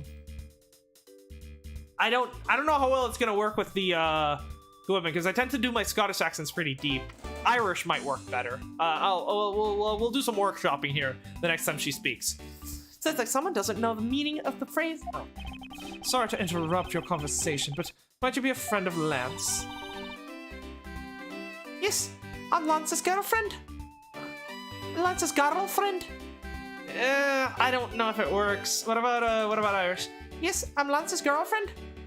No, it doesn't. I can't do a female inflection and the accent at the same time. Ah!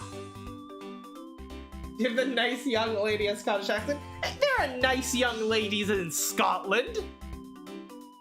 What do you think? Scotland is just dudes? And old hags? Fuck, Yeah, see, this is the issue. Like, I already have to, like, do a lot to do a female voice, that it's really hard doing stuff on top of that, so most of my female voices just end up just being different pitches, which isn't great. Let me think. Scottlefriend. Alright, we're gonna try Scottish. I think I might be able to make it work. My name is Lauren Pups. As a girlfriend. Oh, it's not like that. We're more like friends, and we're not lovers or anything. We haven't gotten that far yet. Well, I guess that's how people are going to see it. So I should just accept it. I even got this ring as a present from Lance. You know what she reminds me of? A cartoon character. I inquire as to why you are here. I haven't been able to get in contact with Lance lately, and I began to get really worried.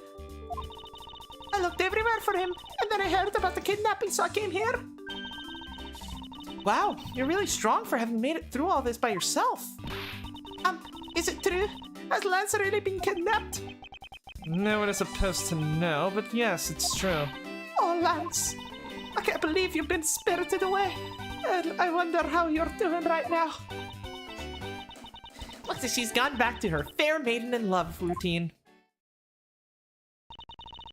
So, Miss Redforth, where do you go from here? What is this whole family drama bullshit we've got going on here? Well, we found a body, so we should look into the murder. There he is. God, he's so cool! My men brought me to speed over the radio, and I have to say, you really should have called. Heard you found something very intriguing. I have nothing to hide, Agent Lang. It's exactly what you see before you. But as I recall, you're handling the kidnapping case. Murder is my jurisdiction. I'll take it from here. Yeah, the guy's really dead. Give it up! Give it up for...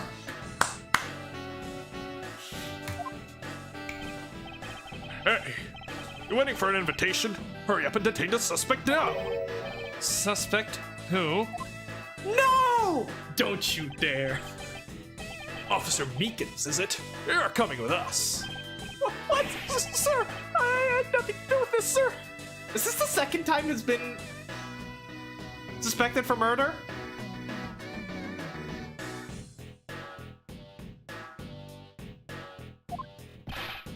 Agent Lang, don't you think you're being a bit rash? Do you even have a good reason to suspect Officer Meekins? Huh, I leave that kind of stuff to you prosecutors. It's your job, after all. Like I said earlier, the crime scene isn't as forgiving as your precious courtroom. That's your answer. I know you like your logic and reasoning, but that sort of impractical fluff is not needed out here in the field. I get it now. I think I understand. I finally understand. That's why Wright kept winning so many cases. Our police force are incompetent as hell. I just can't... They just find the first person they see, they just accuse of murder. And just end up like fabricating evidence to try to addict them. It's incredible. How did Edgeworth ever have a perfect record with a police force this incompetent? Were the defense attorneys somehow worse? I love the idea that like Phoenix Wright isn't even like a good attorney. He's just like a mediocre attorney, and like every other attorney in this universe is just a bumbling idiot.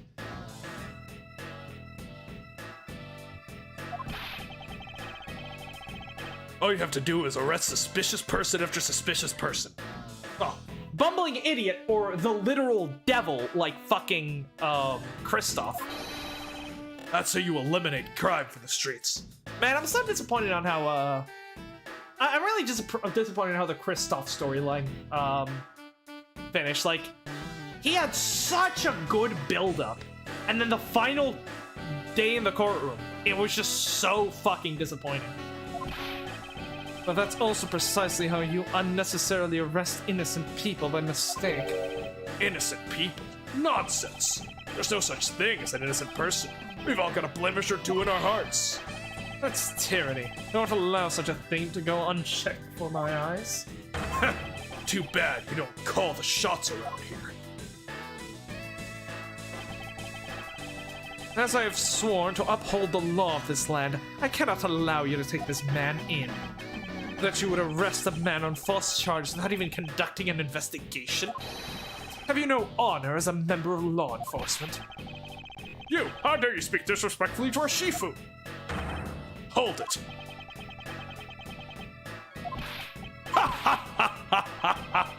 You amuse me, Mr. Prosecutor. Lang Xi says, every pack has its own rules. If you can play by the rules and come out on top, that is true victory. Alright, I'll give your beloved laws a fair shake. I'll show you just how much investigating I've done.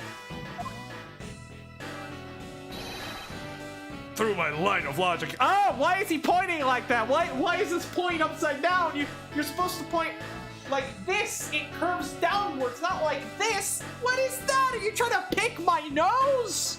I mean, I appreciate the gesture, but come on, man. We're in the middle of something.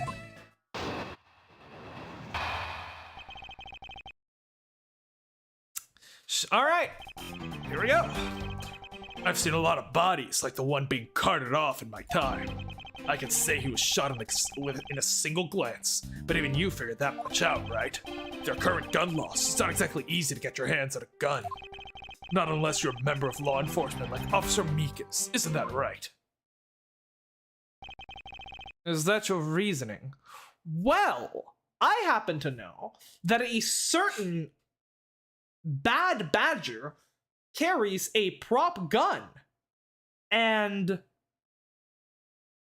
so if the killer were to be walking around with a bad badger costume with a real gun, people likely wouldn't be able to tell the difference, and that would allow them to essentially just smuggle a gun anywhere they want. See all the mental hoops for jumping. No, there's no mental hoops because he's not thinking. It's brain empty, no thoughts right now. Solid as a rock. It's based on the philosophy of detainment. What's this philosophy of detainment? Huh, you don't know? In that case, pay attention, girlie. In my country, the criminals have a say. Beware of the wolf. Why the wolf? Because in my language, lang means wolf, and you don't mess with me or my pack. And as for the detainment philosophy, its father is my honorable ancestor, Lang Xi. You'd think I'd have heard of him and his teachings if he was that famous. Oh, God. Lang Xi developed it as he worked to lock criminals away thousands of years ago. To this day, the Zhengfa police still trains its recruits using its philosophies. But thousands of years ago, that makes your story about as believable as a fairy tale. Anything wears down and breaks over time. You really believe something as ancient as that can be applied to today's world? You want to put it to a test? Yes, in fact, I do.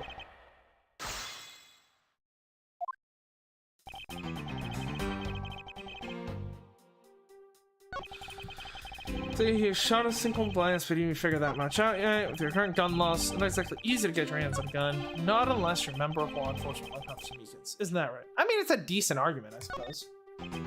So this is the kind of conclusion that philosophy of detainment can lead you to. I don't get it, Mr. Edgeworth. Why are you putting yourself on the line for Mr. Meekins? It's not that I particularly care about what happens to Officer Meekins. Well, I do! What?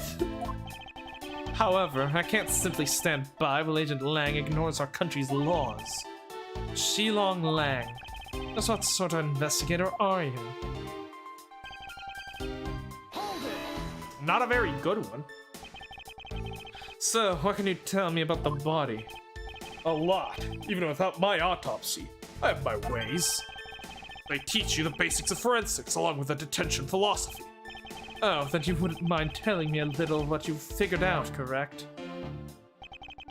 You shot in a single glance. That is correct. Yes, I think anyone who saw the bullet wounds would come to the same conclusion. Don't put yourself on the back yet.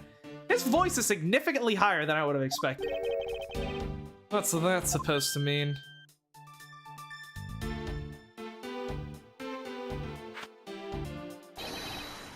Lung Ji says, search where the water is deepest.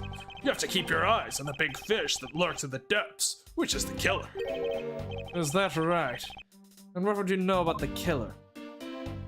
So I'm not exactly a fan of characters in the Ace Attorney series that like to use random fucking like metaphors and philosophy bullshit, because that's exactly what Gato did to like he coded his bullshit in like this nice protective layer of like intellectualism. Oh god, I hate him so much. It would appear you've studied a little of our laws. Studied? Who needs to study what every child on any street corner already knows? It's that Sheena. The Federal Firearms Restriction Act. That's it. The Federal Firearms Restriction Act. I hear it's not easy to get a gun these days. Interesting. That woman is the one in charge of keeping track of information.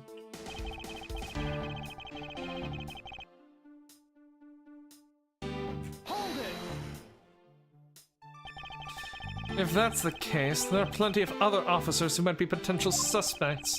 You're not seriously going to arrest each and every one of them, are you? As if I would need to. I've already looked into everyone else here. Oh? Other than Officer Meekins, I know no one else's weapon has been fired. How did you check every single person's weapon in such a short span of time? That's because each and every one of my subordinates is extremely capable. It'll take more than a few minutes to conduct the entire investigation. The power of sheer numbers. But you have yet to check Officer Meekins' weapon, correct? Thanks for reminding me. Hey you, show me your gun. What's wrong? Why does he look so sickly pale all of a sudden? I think that's just his normal countenance. What did you say? I can't hear you. Stop mumbling and spit it out already. Sir! I lost my gun, sir! How could you be so irresponsible? In the end, it looks like you're still the only suspect we've got. Or the one who waited here outside the garage to ambush and kill the victim. Do you think that Officer Meekins waited here to kill the victim, do you, Lang? I think this little accusation deserves a lot more scrutiny. Ambushed the victim in this garage and killed him here with his gun. And yet there's no blood! Curious. Turning Point, Japanifornia. You mean to tell me that the murder occurred here, in this garage? For the facts that the suspect was found almost next to where the body was found, I'd say that it's pretty obvious that this is the crime scene. Like she says, a criminal always returns to the scene of the crime. Wow, you didn't need to look that one up. Good job. Hey, finally a quote even I've heard of before. Furthermore, like she says. Nope, that's all he had. Successful investigations are the result of multiple returns to a crime scene. Looks like neither detective nor criminals have changed their ways over millenniums. Those are the kind of conclusion the philosophy of detainment can lead you to. He ain't got his gun?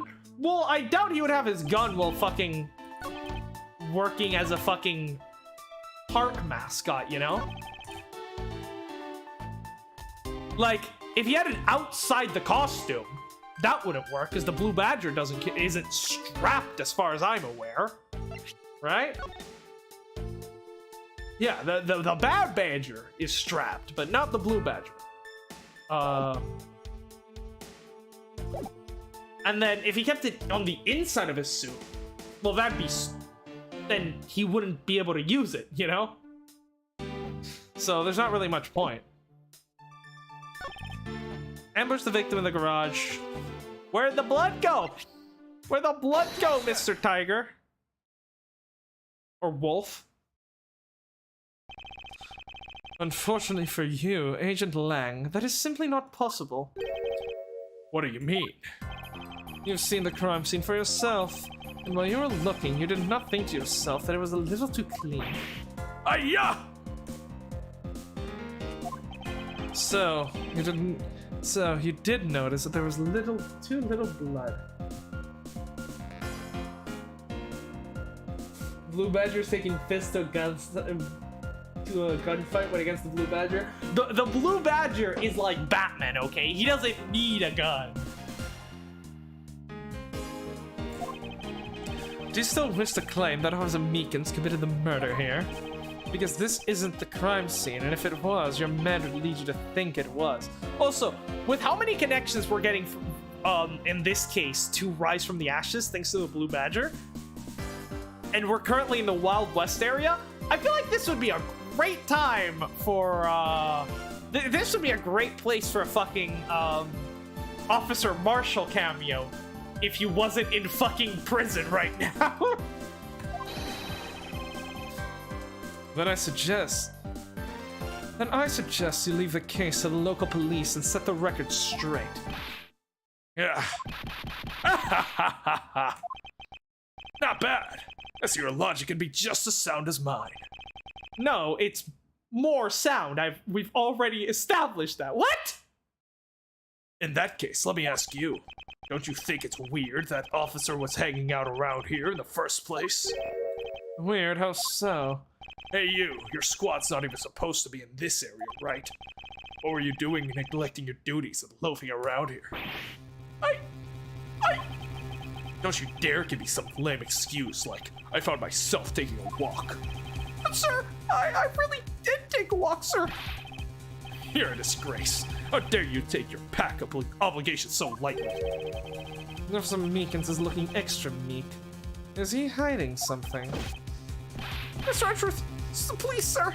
Save me the way you did earlier. Please, sir. Officer Meekins, please give us a detailed account of what happened. Sir, not you, sir. Not you, too. Alright. It's true, sir. I wasn't assigned to this area, sir. I was told to check every square inch of the main gate area, sir. I also went looking for the kidnappers while selling dreams in the Blue Badger mobile, sir. But I got completely caught in my roles, selling dreams to the children, sir. Before I knew it, I found myself here in this area, sir. Incredible. What is this Blue Badger mobile? It's a moving store on wheels that sells sweet dreams and merchandise, sir. So the Blue Badger mobile is just a roaming souvenir shop? Disappointing how far consumerism has destroyed this great country. Sir, I swear I was chasing the kidnappers down while I was being a good dream merchant. He seems rather worked up, even more than his usual hyperactive self. He sure seems sure of what he's saying. Can you try to calm down and lower your voice to a more reasonable level, officer? Sir! Roger, sir!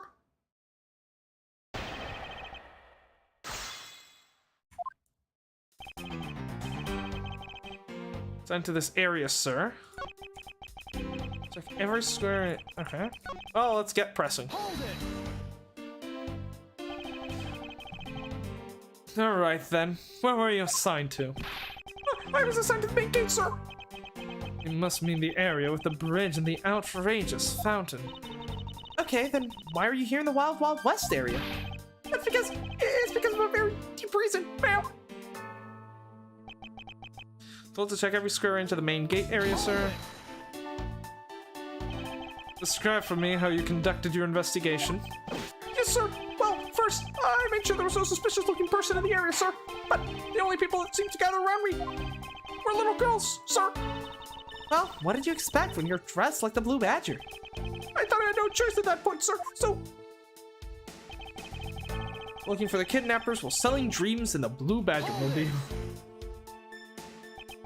What exactly do you mean by selling dreams? Sir, the Blue Badger mobile is where dreams are collected. What?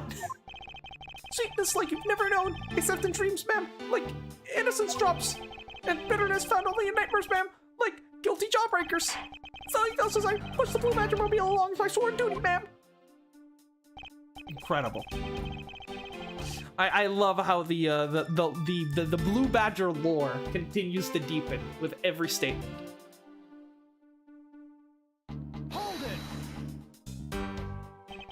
You completely forgot to look for the kidnappers. No, sir. Of course not, sir. I would never do something like that, sir. Oh, you're absolutely right. Wow, you're good at this forcing people to confess things, Mr. Edgeworth. To be frank, I'm just a little man, sir. I'm better at selling kids a few small dreams than looking for a big crook, sir. Enough wallowing in your own self-pity. Let's return to your testimony. Yes, sir. Self in this area. A little lost lamb. How did you wind up all the way over here? And now the wolf has you in his sights. I was in the middle of a sea of kids, sir. But one of the kids decided to challenge me to a fight, sir. I had to run away from the child's painful drop kicks, and before I knew it... The good old drop kicks. I just thought my fair share of those when I was a kid. It was always the best when it felt one really connected to your opponent. In any case, you wound up here for a reason completely unrelated to the investigation. Sir, that's right, sir. That's not something you should be admitting to with your head held high, officer. Sounds like he simply forgot about his real job and became the Blue Badger. However, there is one flaw in Meekin's story. I have the feeling that he'll need some prodding before he spill the beans. Area. I was told to scurry into the main gate. I was also looking for the kidnapper while selling dreams in a Blue Badger mobile. Rule, selling dreams to the children, sir. If I knew it, I found myself in this area, sir. We need to present something? Mobile shop on 3 wheels. It's focused on the garage in the Wild West area. Yeah, right next to the body, so...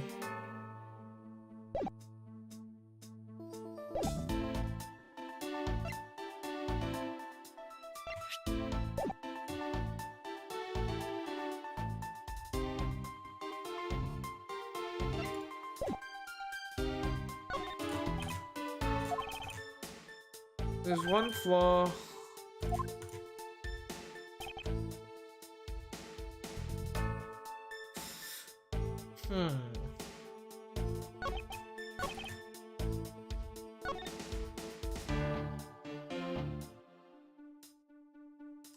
Selling dreams to the children.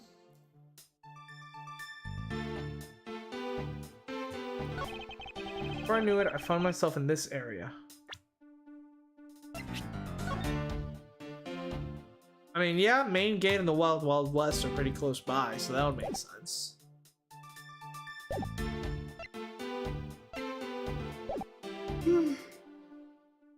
We're not sure where the hole is. Let me go through the presses one more time.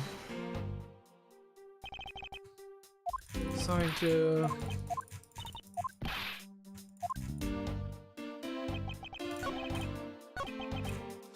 check every square inch.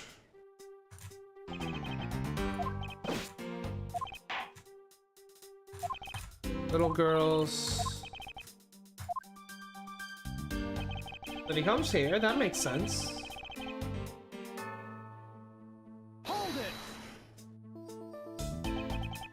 You mean by selling dreams?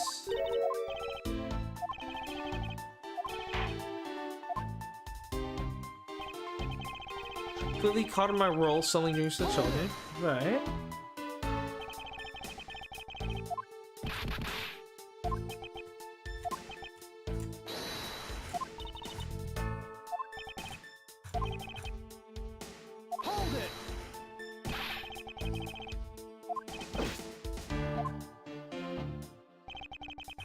Myself in this area. Wind up all the way over here.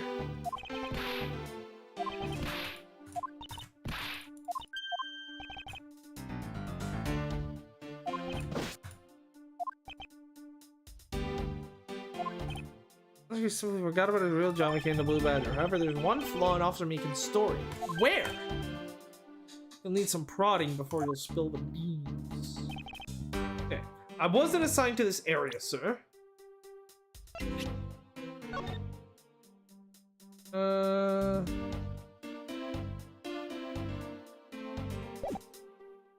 I mean... I don't really have a way to contradict that.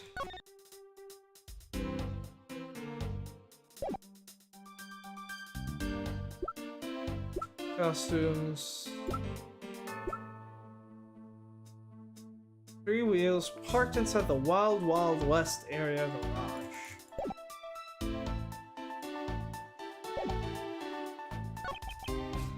I'll have to check every square inch of the main gate area, sir. Okay. So looking for kidnappers while selling dreams in the Blue Badger mobile. Be caught up in the role, selling dreams to the children, sir.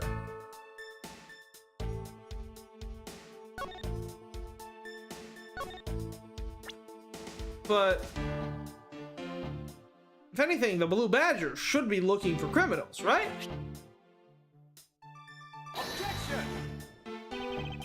The evidence contradicts her statement just now. So what if it does? Wait up there, Junior. Where is this contradiction you speak of, Mr. Prosecutor? Something wrong with the way I'm approaching this. In reality, you taught me too, Mr. Edgeworth, sir. But sir, I'm telling you, I don't know anything, sir. Now I know something is wrong. Also, Meekins is definitely hiding something. These are the children.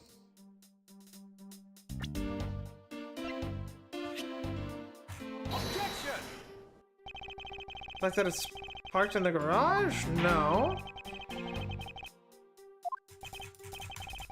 Where's the contradiction? Right, let's take this slowly. That unnatural spot in his testimony.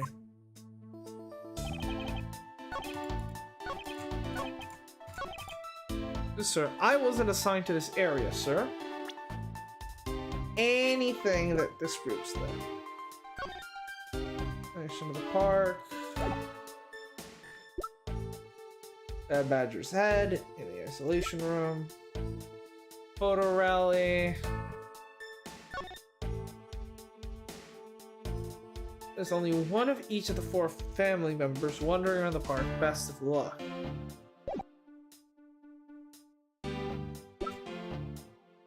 Telling the Blue Badger family. Stolen costumes.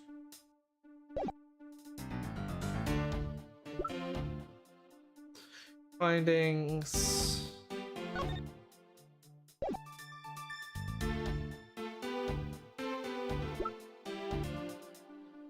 The evidence and the Badger mobile.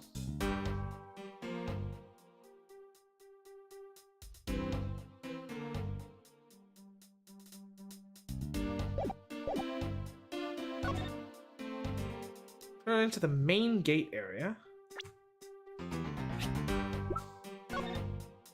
Which right is here.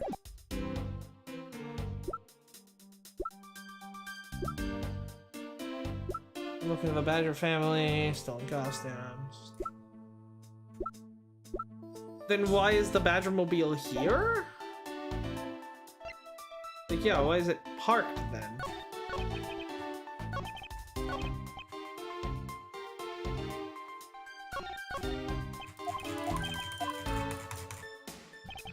What are we doing here?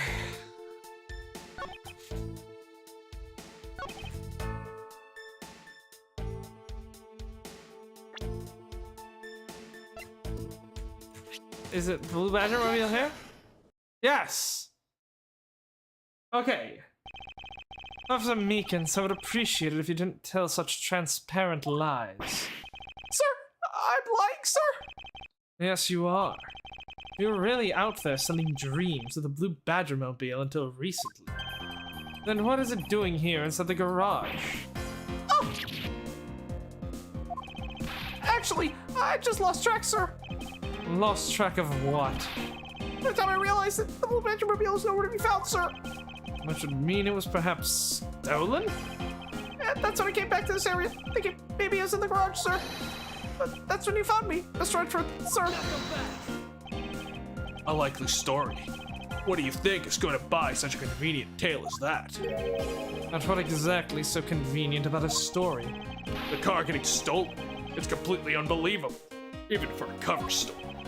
But I think we can assume the car was used all right to move that dead body. What? You killed the victim at some distant location, Officer Meekins, and then you used the Blue Badger-mobile to transport it all the way here. Now then, you're coming with me. But it wasn't me, sir. The killer, sir. It wasn't me, sir. Agent Lang, wait. Huh, what do you want now? We still don't know where the real scene of the crime is. We can't say we know all the facts of this case, let alone the truth. I told you, truth, smooth. I couldn't care less. Why are you an investigator, though? Like, isn't that like the whole point? Like that, I'm pretty sure that's like the whole point of this investigation thing, you know? Why is everyone terrible at their jobs except for me? Our job is to catch the crook. You'll find out for your precious truth after we arrest the guy and take him in.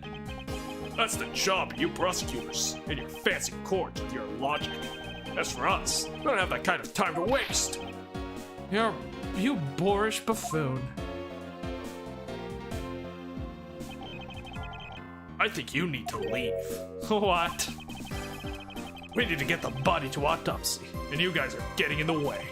You would interfere with another one of my investigations. Hey now, let's not forget who holds the actual authority to conduct investigations here. Nah. I'm afraid the one doing the interrupting is you, my ignorant little pretty boy.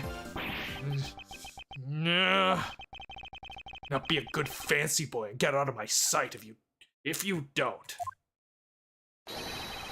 I'll arrest you for obstruction of justice. Well, this isn't going well.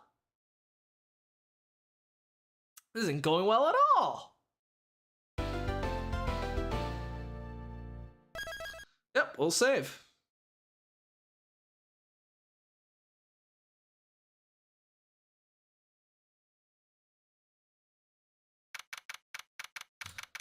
$1:20 p.m. Gatewater Land, main gate.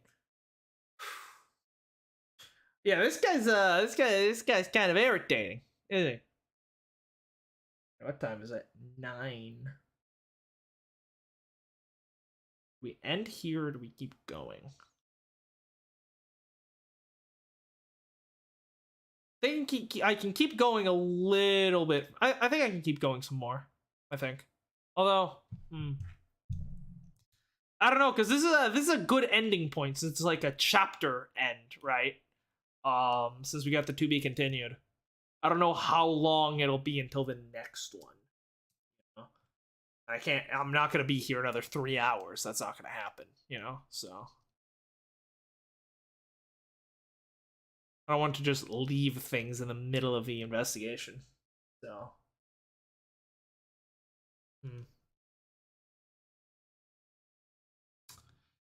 yeah. We haven't even started our investigation, right? Like, we did the Wild Wild West, but there's still so much to look into, you know? So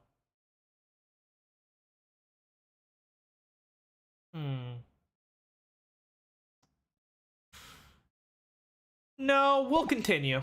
I think I can keep going. I just need to take a little break. I'm gonna get a snack, get something to drink, and then we'll continue. So we will be right back.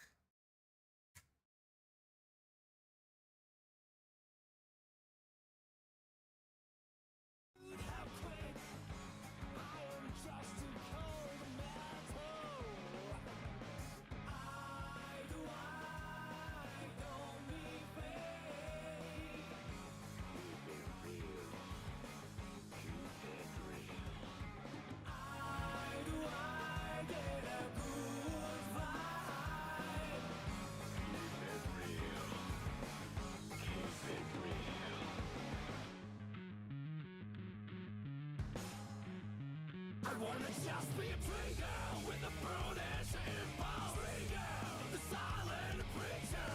Watch out, keep your hands up. Don't make a big deal out of me. Free girl, don't be curious about me. I don't want you to get hurt. Watch out, keep your hands up. Don't make a big deal out of me.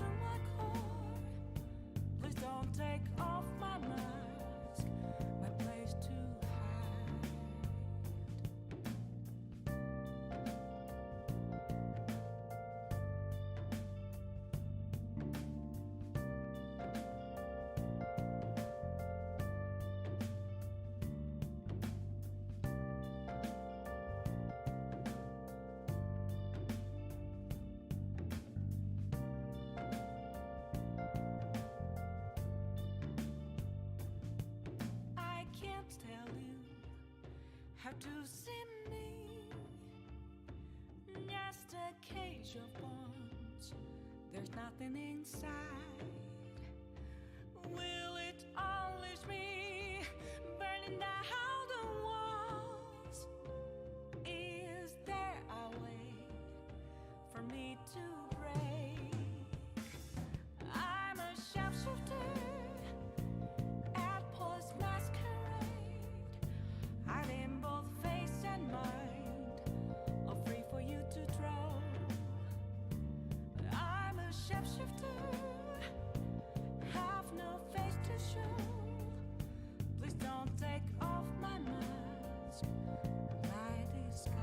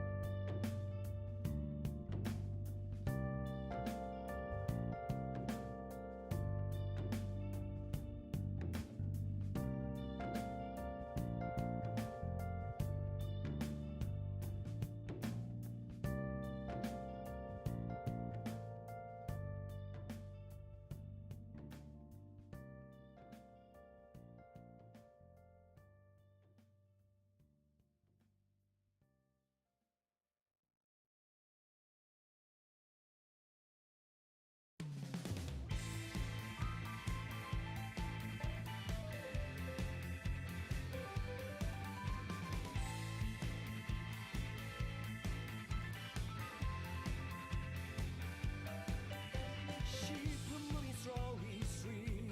What is right now? Think to protect and wait and from the night. Overcome the future dream. Looking like a sheep but hungry as oh underestimating me. Will be this with you and the change you put on me.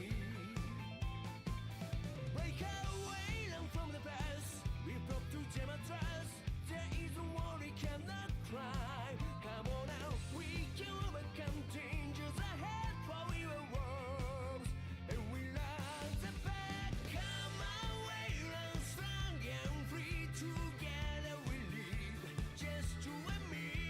Don't look back, come take my hand. We're going to hell where we can be free. Run with me and become the world we're born to be. All right, we are back. Gotta head out. Sorry that I can't come to this stream. No, don't worry about it, Annabelle. It's been great having you here. Thanks for coming. Hopefully I'll see you for Persona on Thursday or getting over it on Sunday. Yeah. Thanks for being here. Let's in the meantime, let's go ahead and continue.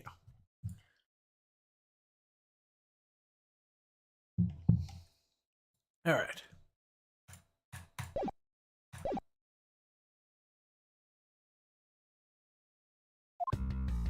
Alright, so now we're checking out the main gate, it seems. Chased out like a pair of peasants. Mr. Edgeworth? Yes, Kay. There's something even thieves should never steal. You know what that is? You really shouldn't steal anything. However, I'll bite. What shouldn't a thief steal? A life. It's too heavy of a burden on your soul to get away with. Ever. Sometimes you have to take a life to save a life. That's something we can agree on. Well said, Kay. No matter what we may try, murder is the one crime that can never truly be hidden. And I intend to prove that by my own hands. And I apprehend the murderer myself. Alright, I'm gonna work extra hard to be a good assistant. Let's go. I still never said she could be my assistant. I'm just going to drop the issue. The first thing we should do is look at the real scene of the crime. Hey, Mr. Edgeworth! Detective Gumshoe. Mr. Edgeworth, stadium, hurry, sir! They're supposed to be hush-hush, but they found a witness at the stadium! A witness? You, what did you tell? What did we tell you about leaving our side post? The dig is up. Mr. Edgeworth, remember that I'm always waiting for you. So go get him, sir. He truly is the best. He truly is the best. Those detectives sure look like they're enjoying themselves. That's not all fun and games, Kay. Now then, let's head to the stadium and meet the witness.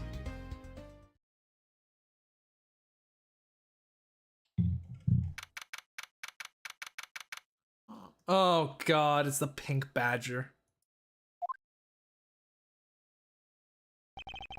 I thought there was a witness here.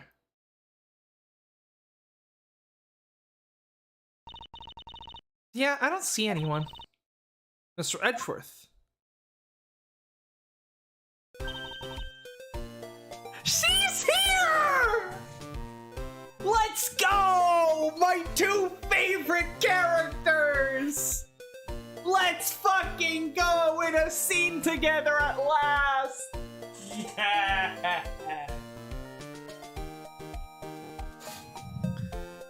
And yeah, this is definitely taking place,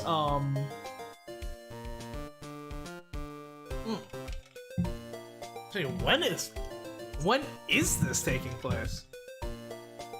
The long time no see definitely confirms that this game doesn't take place, soon after Rise from the Ashes, which means it must take place after Trials and Tribulations.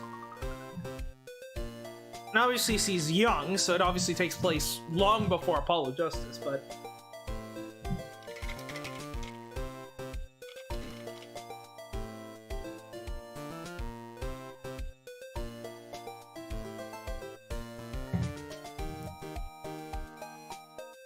Shouldn't she be in Europe right now? Right? I think she... I guess she's back. You are Miss Emma Sky, correct?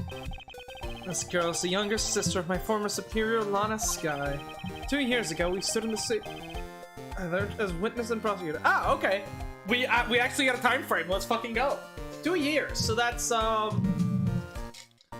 first Ace Attorney game takes place in 2016. So yeah, this is 2018, which is... Yeah, should be right after Trials and Tribulations then. Cool.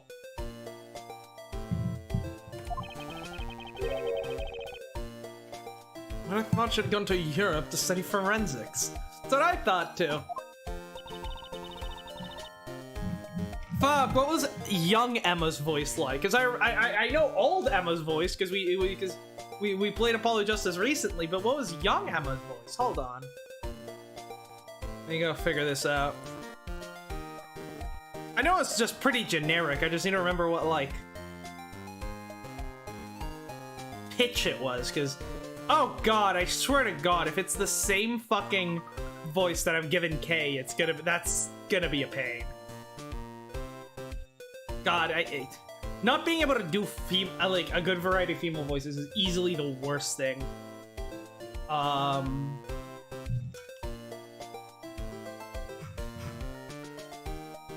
This.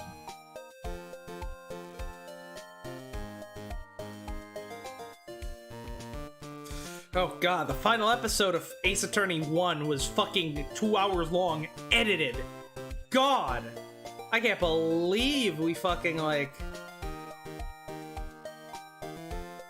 And no wonder I eventually just decided to give up on pre-recorded videos and just switch to the live stream. That was probably absolute hell. Jesus Christ. Okay, now let me find a scene where she isn't depressed.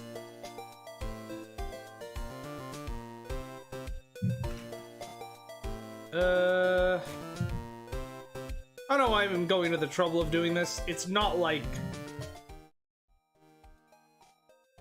It's not like it's gonna be an actual distinctive voice, is it? My goal is to have enough. That entire series, because... Oh. Thanks for coming to see me off. I can't believe I'm going to Europe. Thank you, Mr. Wright. Thank you so much for everything. It sounds exactly like I'm doing K. Fuck! God damn it. God fucking damn it. Alright, well, let's improvise here. I can't believe you remember me, Mr. Edgeworth. So I'll try to do a bit more nasally, maybe? Of course I do. How have you been? You look to be in good spirits. Are you still studying abroad? Also, worth mentioning, Emma and, Javier end up becoming sort of frenemies. And here she is, quite possibly, coming to attend a Gaviner's concert? Is it all coming together? I think it's all coming together. Oh yeah. Oh yeah. You bet. More than anything, I want to investigate crime scenes scientifically. God, I love her.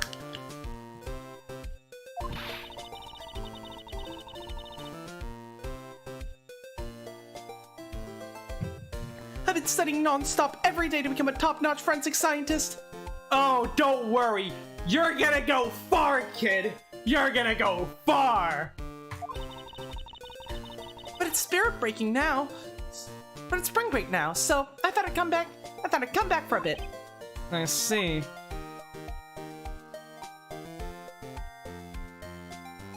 Thought I heard something, but no. Where are you going, Mr. Edgeworth? We have to find the witness before that mean old werewolf does. You're right, the witness is supposed to be here in the stadium, but where? He just walks away. Yeah, she has Emma has a crush on Edgeworth, doesn't she? Maybe she's gotten over that by now, though. Oh, God. It looks like we can't do anything other than talk to Kay and Emma. You look deep in thought. Care to share, Kay? With all that's happened, I'm getting a little confused. For example, what the detective said earlier. About how you must look for the witness at the stadium. No, not that. I'm always rooting for you bit. I was thinking how sweet that is. It's like you two are our best friends. I think you're a little confused. Alright, Kay. No. Gumshoe taking L after L. Looks like there's another. Oh, this is the same thing. I guess we already showed this to her. Nope.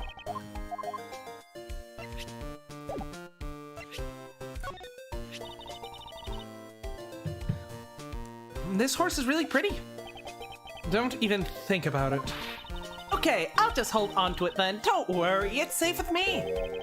Just so we're clear, Kay, a 5-finger discount is not part of the bargain.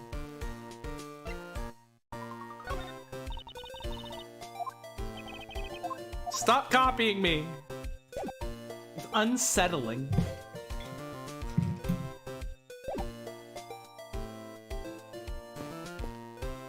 Emma! I almost didn't recognize you. You've really grown in these years. Does she look different than she did in Rise? We just need Gumshoe here. Just add Gumshoe. It just right in the middle here, and there you go. You have the perfect frame of Ace Attorney there.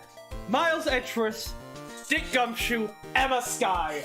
The 3 greatest characters in this fucking series. Please don't tease me, Mr. Edgeworth. I know I still have a long way to go. But I'm gonna be a super forensic scientist someday. You'll see. You seem to know Mr. Edgeworth really well. Maybe 2 acquaintances? Oh, I forgot to introduce myself. I'm Emma Skye. Nice to meet you. I'm studying abroad now to be a forensic scientist. How about you? Wow, that's a great dream. My name's Kai Faraday. And I'm training to become an unstoppable great thief. Great thief? Don't think too hard on it, Emma. It's not worth the trouble. In any case, we've had much to catch up on. We have much to catch up on. To catch up on. You bet we do. Like how you're a murder witness now. So why are you here, Emma? Well, I just happened to decide to come back home for spring break. And then I heard that you'd come back too, so I raced on over here. I really wanted to welcome you back at the airport, but I just missed you. And how exactly did you know I was here? Through the power of science. Naturally, you never underestimate what science can do for you. Is that a switch? I used these to track your footprints, and I followed them straight to you. She's too good. She's too good. This set is the greatest. It's so wonderfully scientific. You spray this chemical on the ground, and when you shine the special light on it, zing! The footprints light up like an electrified noble gas in a glass tube. It's almost like magic, scientifically speaking. Forensic science has never seemed more ominous to me than this very moment.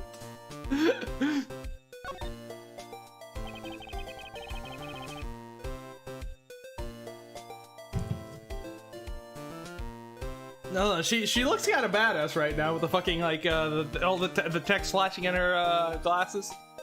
Emma, I'd like to ask you about what you witnessed. Huh? What are you talking about? Are you not the witness Detective Gumshoe told us about? Well, I did get a call from Detective Gumshoe earlier. He was practically yelling at me. Mr. Edgeworth needs your scientific doohickeys right now, pal, he said. Let's go! Yes!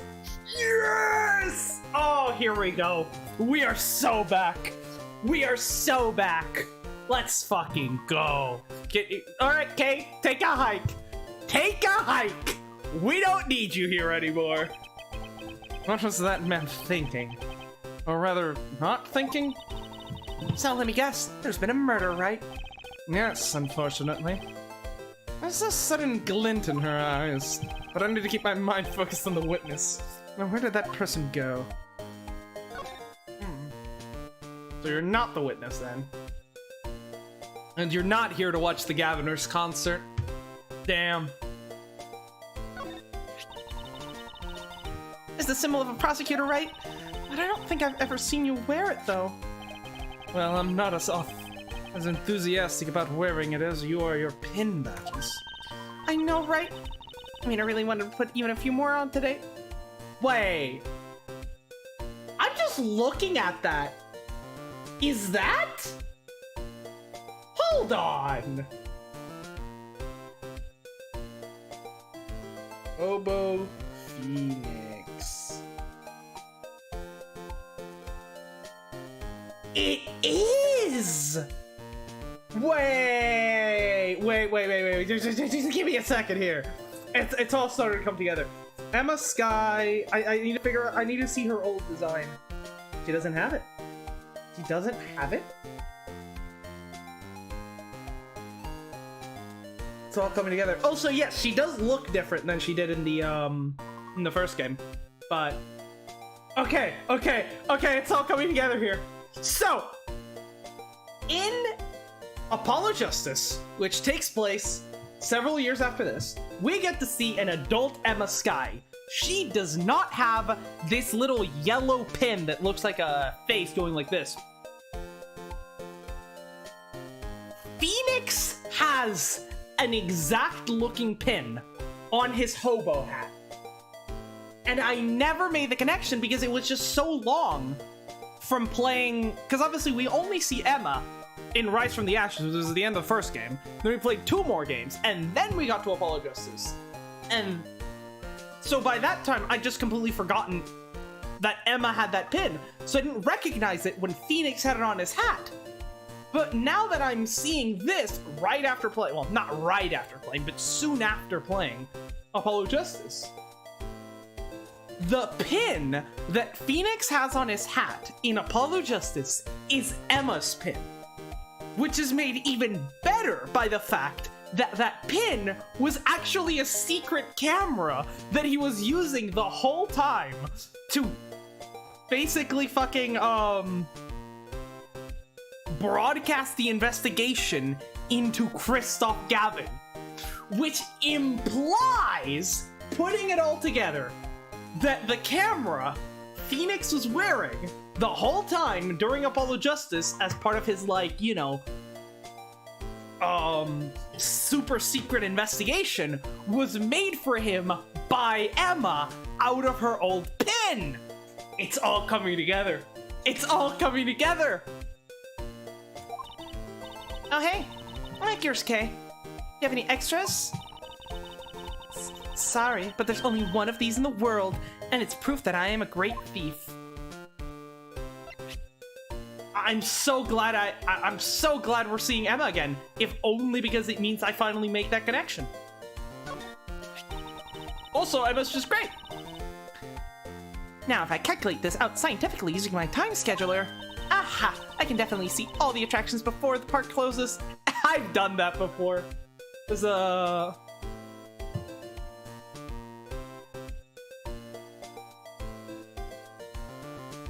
This one time I went to Universal and we literally, based on the predicted queue times, I planned out the perfect route to hit every good attraction in the amount of time we had, and it worked off perfectly without a minute to spare. Science sure is useful, huh, Mr. Edgeworth? I'm not even gonna bother Emma how she calculated that. I mean, it's not that hard. Walking times are pretty easy to calculate. It's just, you just kind of eyeball them, and then it's like expected queue times and then stuff like that, and then you know, plot out your stuff, and I mean, that's really what you should do before going to any amusement park. You should really just plan out your day ahead of time to maximize your time. I'm scientifically calculating and thinking critically about this, then putting it away that transmits the feeling that I understand. Whew, done. She makes it sound like she knows what he's talking about, but she really has no idea. Admittedly, I am slightly confused by what she just rattled off. Alright, let's stop fawning over, you know, the greatest characters in Ace Attorney history and just get back to the case. Seeing the Blue Badger sure brings back memories. Yes, indeed. I remember it like it was yesterday. It was really something, huh?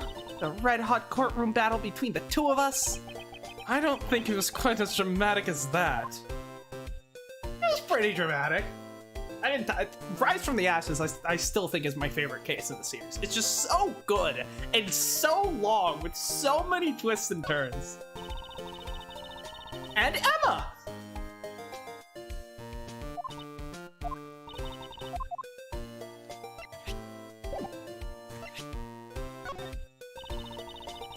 I mean, all the Apollo Justice cases have Emma, but they don't have Edgeworth. Edgeworth and Emma. That's the magic formula to making a good case right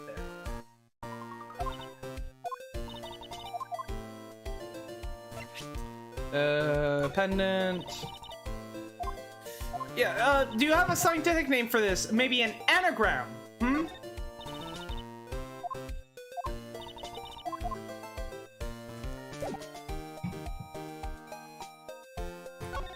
Alright, well then I think we're done here. That was...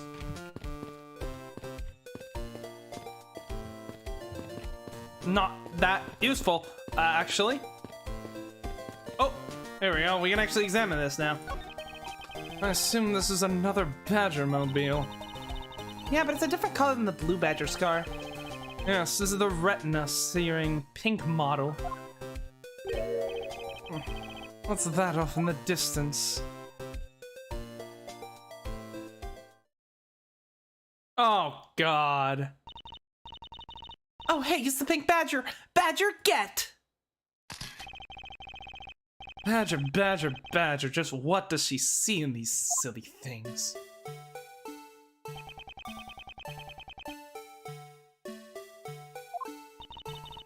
I think this Badger has something to say to you, Mr. Edgeworth. Are you by chance the witness I've been searching for? Sorry, but I don't speak Badger dance. Gumshoe, I need you to translate. Emma, do you speak Badger dance? No, okay. Right, Kay, steal the mask. God, it better not be old. I say fucking come! I can't do this! I can't fucking do this! I have the gift of prophecy! Fuck! Oh, fuck! No! I was talking earlier about how much I hate doing Old Meg's voice. I was talking earlier about how much I hate doing Old Meg's voice. And then I was thinking, who could it be? It has to be someone we know. It's definitely going to be someone we know. I was thinking, female characters that can be recurring. And then it hit me. There's only one possibility. I mean, there are other recurring female characters like Lotta, but they don't really make sense in this context. Oh, God. I can't take being inside that stuffy head anymore.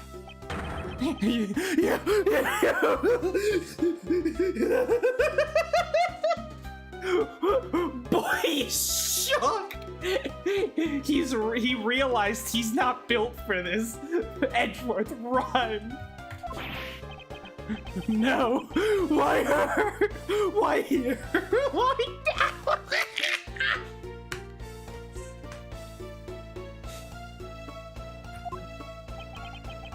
I first met this woman 3 years ago. She was a witness in one of my cases. She had since gone out of her way to pop up unexpectedly and cause me great grief. Edgy Poo! Oh no! Oh, I just realized we're playing as Edgeworth, not Phoenix. That means we get fawning old bag instead of angry old bag. Why? How does this game make old bag worse? Oh God, Edgeworth, I'm so sorry for you. I don't know if I can do this. I don't know if I have the mental strength to do this. I don't know if my vocal cords can survive this. God, please don't let Manfred von Karma come back. Oh God, if Manfred von Karma... No, okay, he's dead. He's dead. Manfred von Karma died before the second game. Thank God. I just had a heart attack at the thought of Manfred von Karma returning and me having to do his fucking voice again. Oh God! Why do I do this to myself? Why couldn't I just read these in my normal voice? Why couldn't you understand what I was trying to tell you? I mean, really, I was trying so hard to keep the kids' dreams alive by staying in character, but you couldn't pick up on what I was trying to convey to you. I'm sick and tired of that roundabout way of talking, so I'm just gonna be direct. I had a bad feeling before, but this just made it official. Today has gone beyond the typical not my day into the realm of walking nightmare. Edgeworth, never have our thoughts been so in sync. Oh, you're a friend of Mr. Edgeworth too, Miss Pink Badger. You can say that, but right now I'm just a pink badger, dearie. I may look the part, but I know better than to trust my eyes around this woman. My name is Wendy Oldbag. You can call me Wendy, or Granny, or whatever suits your fancy. Nice to meet you, Miss Oldbag. I'm Kay Faraday. Why do I care about a young whippersnapper like you? Sheesh, I was just trying to be polite. I don't want to click. I'm gonna go talk to Emma. Emma, can we talk? She's scaring me. Do you have like a... Do you have some crazy like science gadget that can help me out here? I don't want to. I don't want to. Oh God, Kay, save me. Please steal her vocal cords so I don't have to hear her speak. Why is she the... Oh no, we're gonna have to cross-examine her. Oh. Game, you can't do this to me. You can't give me Emma Sky and then you can't bait me by making me think Emma Sky is gonna be the witness to then fucking pull Wendy Oldbag out of your old bag and do that switcheroo. That is evil. That is psychotic. This game, they need to arrest the developers of this game.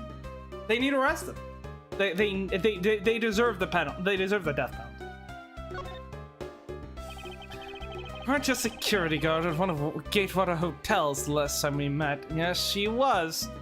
I guess she's been demoted? Promoted? just moted?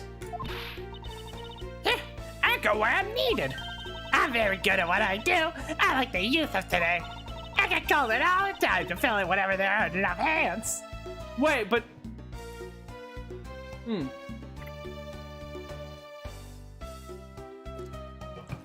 That doesn't make sense. This game takes place after Trials and Tribulations, right? Which means Old Bag stopped working at Gatewater and was instead working at, No, she wasn't. Old Bag wasn't... Wait, was she? Wasn't Old Bag working at Rhonda Light's security company in Trials and Tribulations? Hold on, I need to check the Old Bag lore. This is bothering me. I need to check. Old Bag. Wind. The Old Bag. Gatewater Hotel.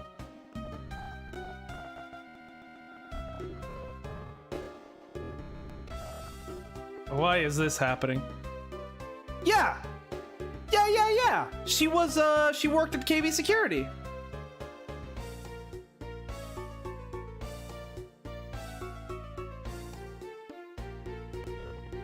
What do you mean you go where you're needed? You literally went to a different company.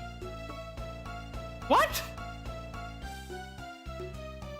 I guess you quit Gatewater, work for KB Security, and then you're back to working for Gatewater.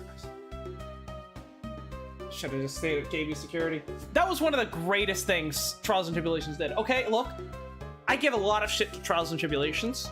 The best thing it did was keeping Wendy Old Bag out of the game and just briefly alluding to her. I get called in all the time to fill in when there aren't enough hands. But enough about me, Edgy Poo. I'm thoroughly dejected right now. I finally get the chance to see you again. Here you are, talking with two young girls. Men are all the same. It doesn't matter the young girls wanted to see the other day. It happened with mine to notice me. I just finally got arranged with marriage. What the fuck? What did she sees in all that? Is it? What was that about an arranged marriage to a 16-year-old there? Hey, hold on. We are rolling that back. I need to see what that was. Hold on 1 second. Okay, hold on. I finally get the chance to see you again, and here you are talking with two young girls. Men are all the same. It doesn't matter how old they get, they continue to shamelessly flirt with young girls. Why, just the other day, it happened with my Yoon, who I had finally gotten to notice me. He went and got into an arranged marriage with a 16-year-old. I don't see what he sees in her at all. As they say, the persimmon takes 3 years to ripen. That... What am I reading, dude? My day be so fine, then Wendy Oldbag shows up. You seem to attract all sorts of interesting people, Mr. Edgeworth. Okay, please, I'm begging you, by all means, do not provoke her any further. Oh, God. Aren't you forgetting about something, Mr. Edgeworth? This person could be the witness. Honestly, I hope she isn't, but I don't think fate is going to be so kind today. Oh, no. I saw what happened. I even saw the exact moment it happened. How's that? So it's true. She is the witness. I don't suppose I can afford to ignore the old bag. Yes, it was just a little while ago. I saw it happen right in front of me. The moment of the murder. You mean to say that you witnessed someone being killed right before your eyes? It sounds like a pretty important piece of testimony to me. She didn't. She's the worst. Edgeworth, why do you believe a word she says? Every single time she showed up in court, which have been multiple times, her testimony has been filled with lies, misinterpretations, baseless conjecture, and just random bullshit. This is, like, at this point, you should just take everything Goldbag says and then just assume the opposite, and you'll probably reach the truth. Well, sounds like a pretty important piece of testimony to me. Yeah, that's what worries me. Oh, we're going right into it. Okay. What the old bag? Why do we even try? I came to this stadium to take a short break. And as I was resting, I happened to glance over and I saw two men facing each other in that area. Suddenly, there was a loud gunshot and the person who was shot fell to the ground. That's a very terrifying experience, let me tell you. Looks like they hit the jackpot, huh, Mr. Edgeworth? Yes, I can't afford to ignore what he has to say. Emma? Alright, old bag. Can you point the exact location where the murder happened? Okay, yeah, great. Here? Okay, great. Emma, luminal. See if there's blood here? No, there isn't? Okay, we can ignore all testimony. Thank God. Unfortunately. What's that unfortunately you tacked on at the end supposed to mean, Edgy Poo? Well, anyways, let's see what you can find out from this little old lady. I don't want to press her. I don't want her.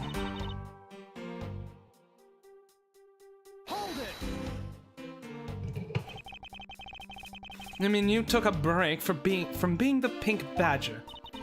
You may not think it, but it's hard work keeping kids' dreams alive. You smell of sweat, your hips crack with pain, you even begin to dream about work. That's the kind of story that would scar a child for life, you know?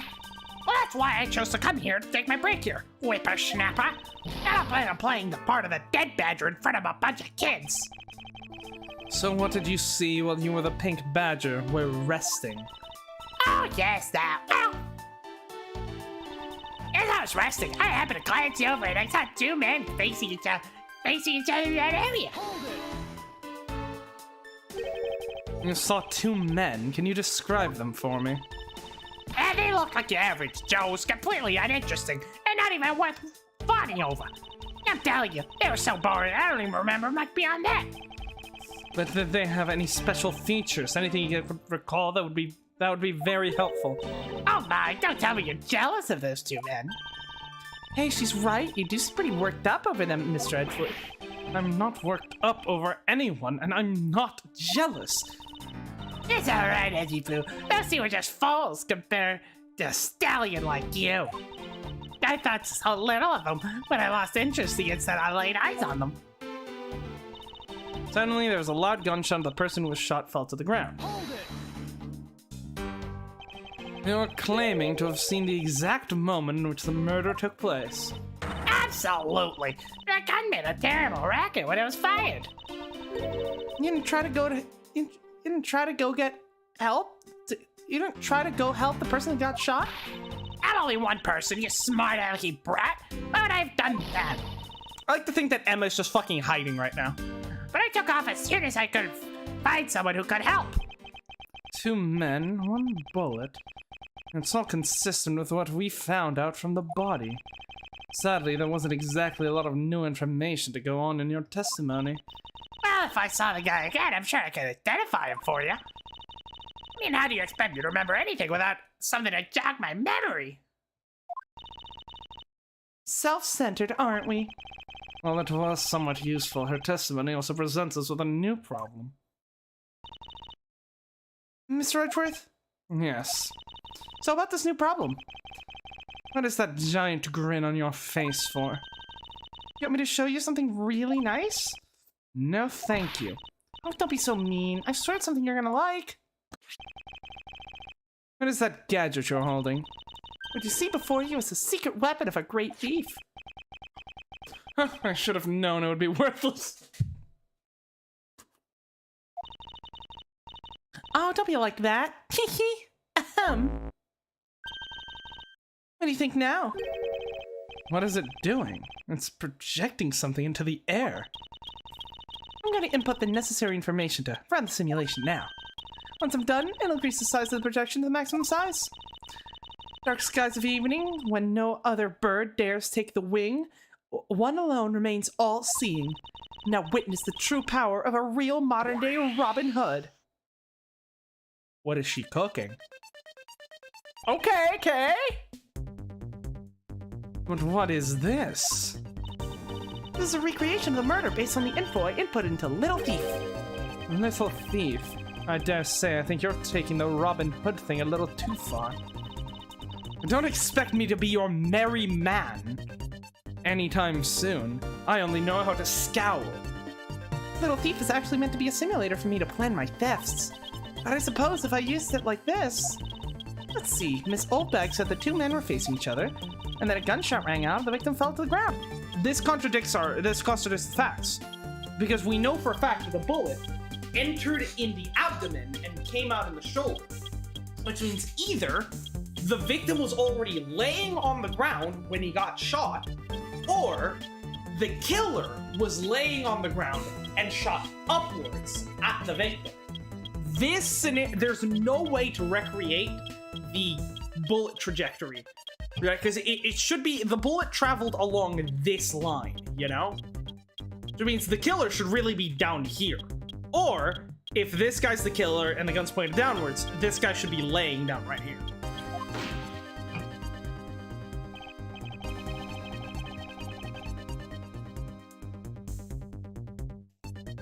Emma, do you have some luminol fluid? Can we confirm that this is where the murder took place? So with this, you can inspect the crime scene as it was in the past. See? So what do you think? I have to say, I'm impressed by technology thieves have access to these days. Well, it is the super secret weapon of the mighty Yatagarasu. Indeed. Oh, but if there isn't enough information, or if something is out of place, the recreation could come in a little strange. In other words, I can use this to authenticate the validity of a witness's testimony. You got it. You really catch on quick, Mr. Edgeworth. Right now, the simulation is a recreation of the witness's testimony. So for now, I should re-examine everything. And anything illogical or strange, I can then ask for clarification. Feel free to examine anything in the simulation in the way you always do. You can even present evidence when you find a contradiction. And if you find something, I've got Little Thief with me. So just let me know, okay? Interesting.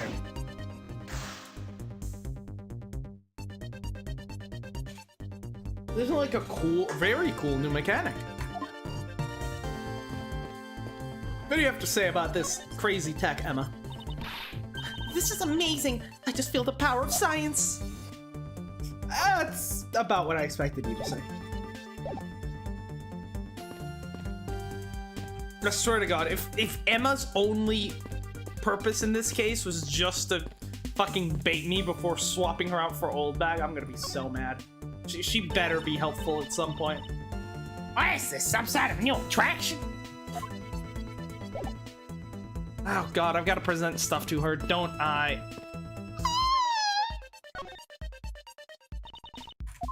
I'm gonna kill myself. Go on, Edgy-Poo. Show me anything, and I'll tell you all about it. Very well, what do you think about this? It's nothing special. Somehow I figured she'd say as much.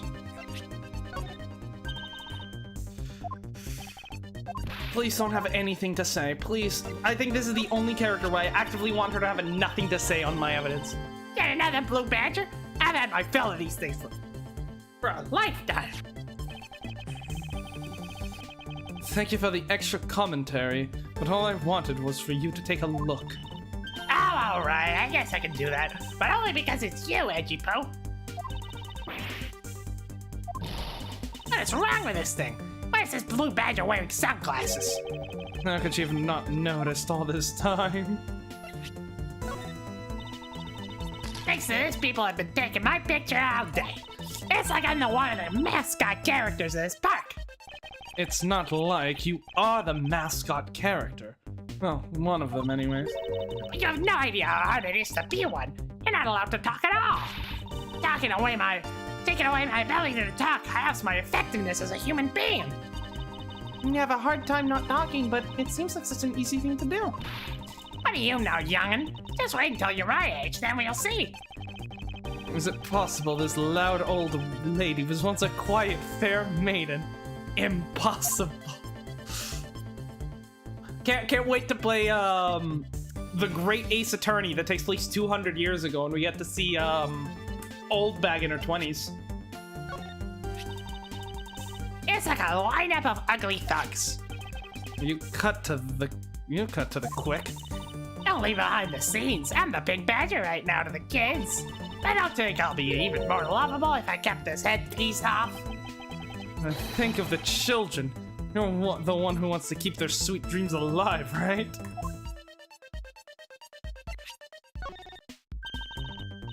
Okay, thank God, nothing to say there.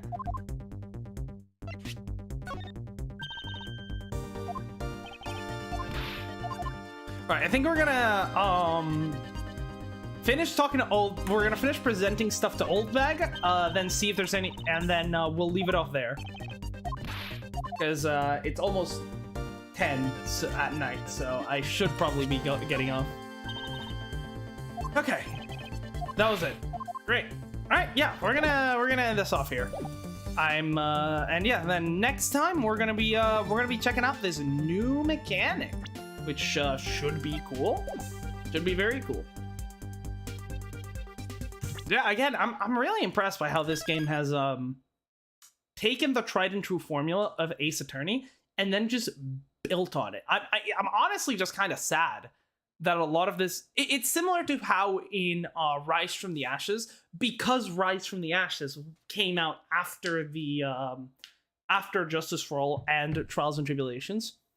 It was really sad getting to play around with all the cool like scientific investigation mechanics in Rise from the Ashes, and then have them be completely taken away in the in Justice for All and Trials and Tribulations. It is especially funny whenever an investigation in those two games was giving Phoenix trouble, but like the thing that was giving him trouble could have easily been solved if he had Emma with him with a fucking bottle of luminol or something like that, or a fingerprint device, you know, fingerprint kit. But yeah, it was kind of frustrating going from, you know, I think that's part of the reason why I like Rise from the Ashes so much, is because it introduced the scientific investigation mechanic and the fingerprinting mechanic.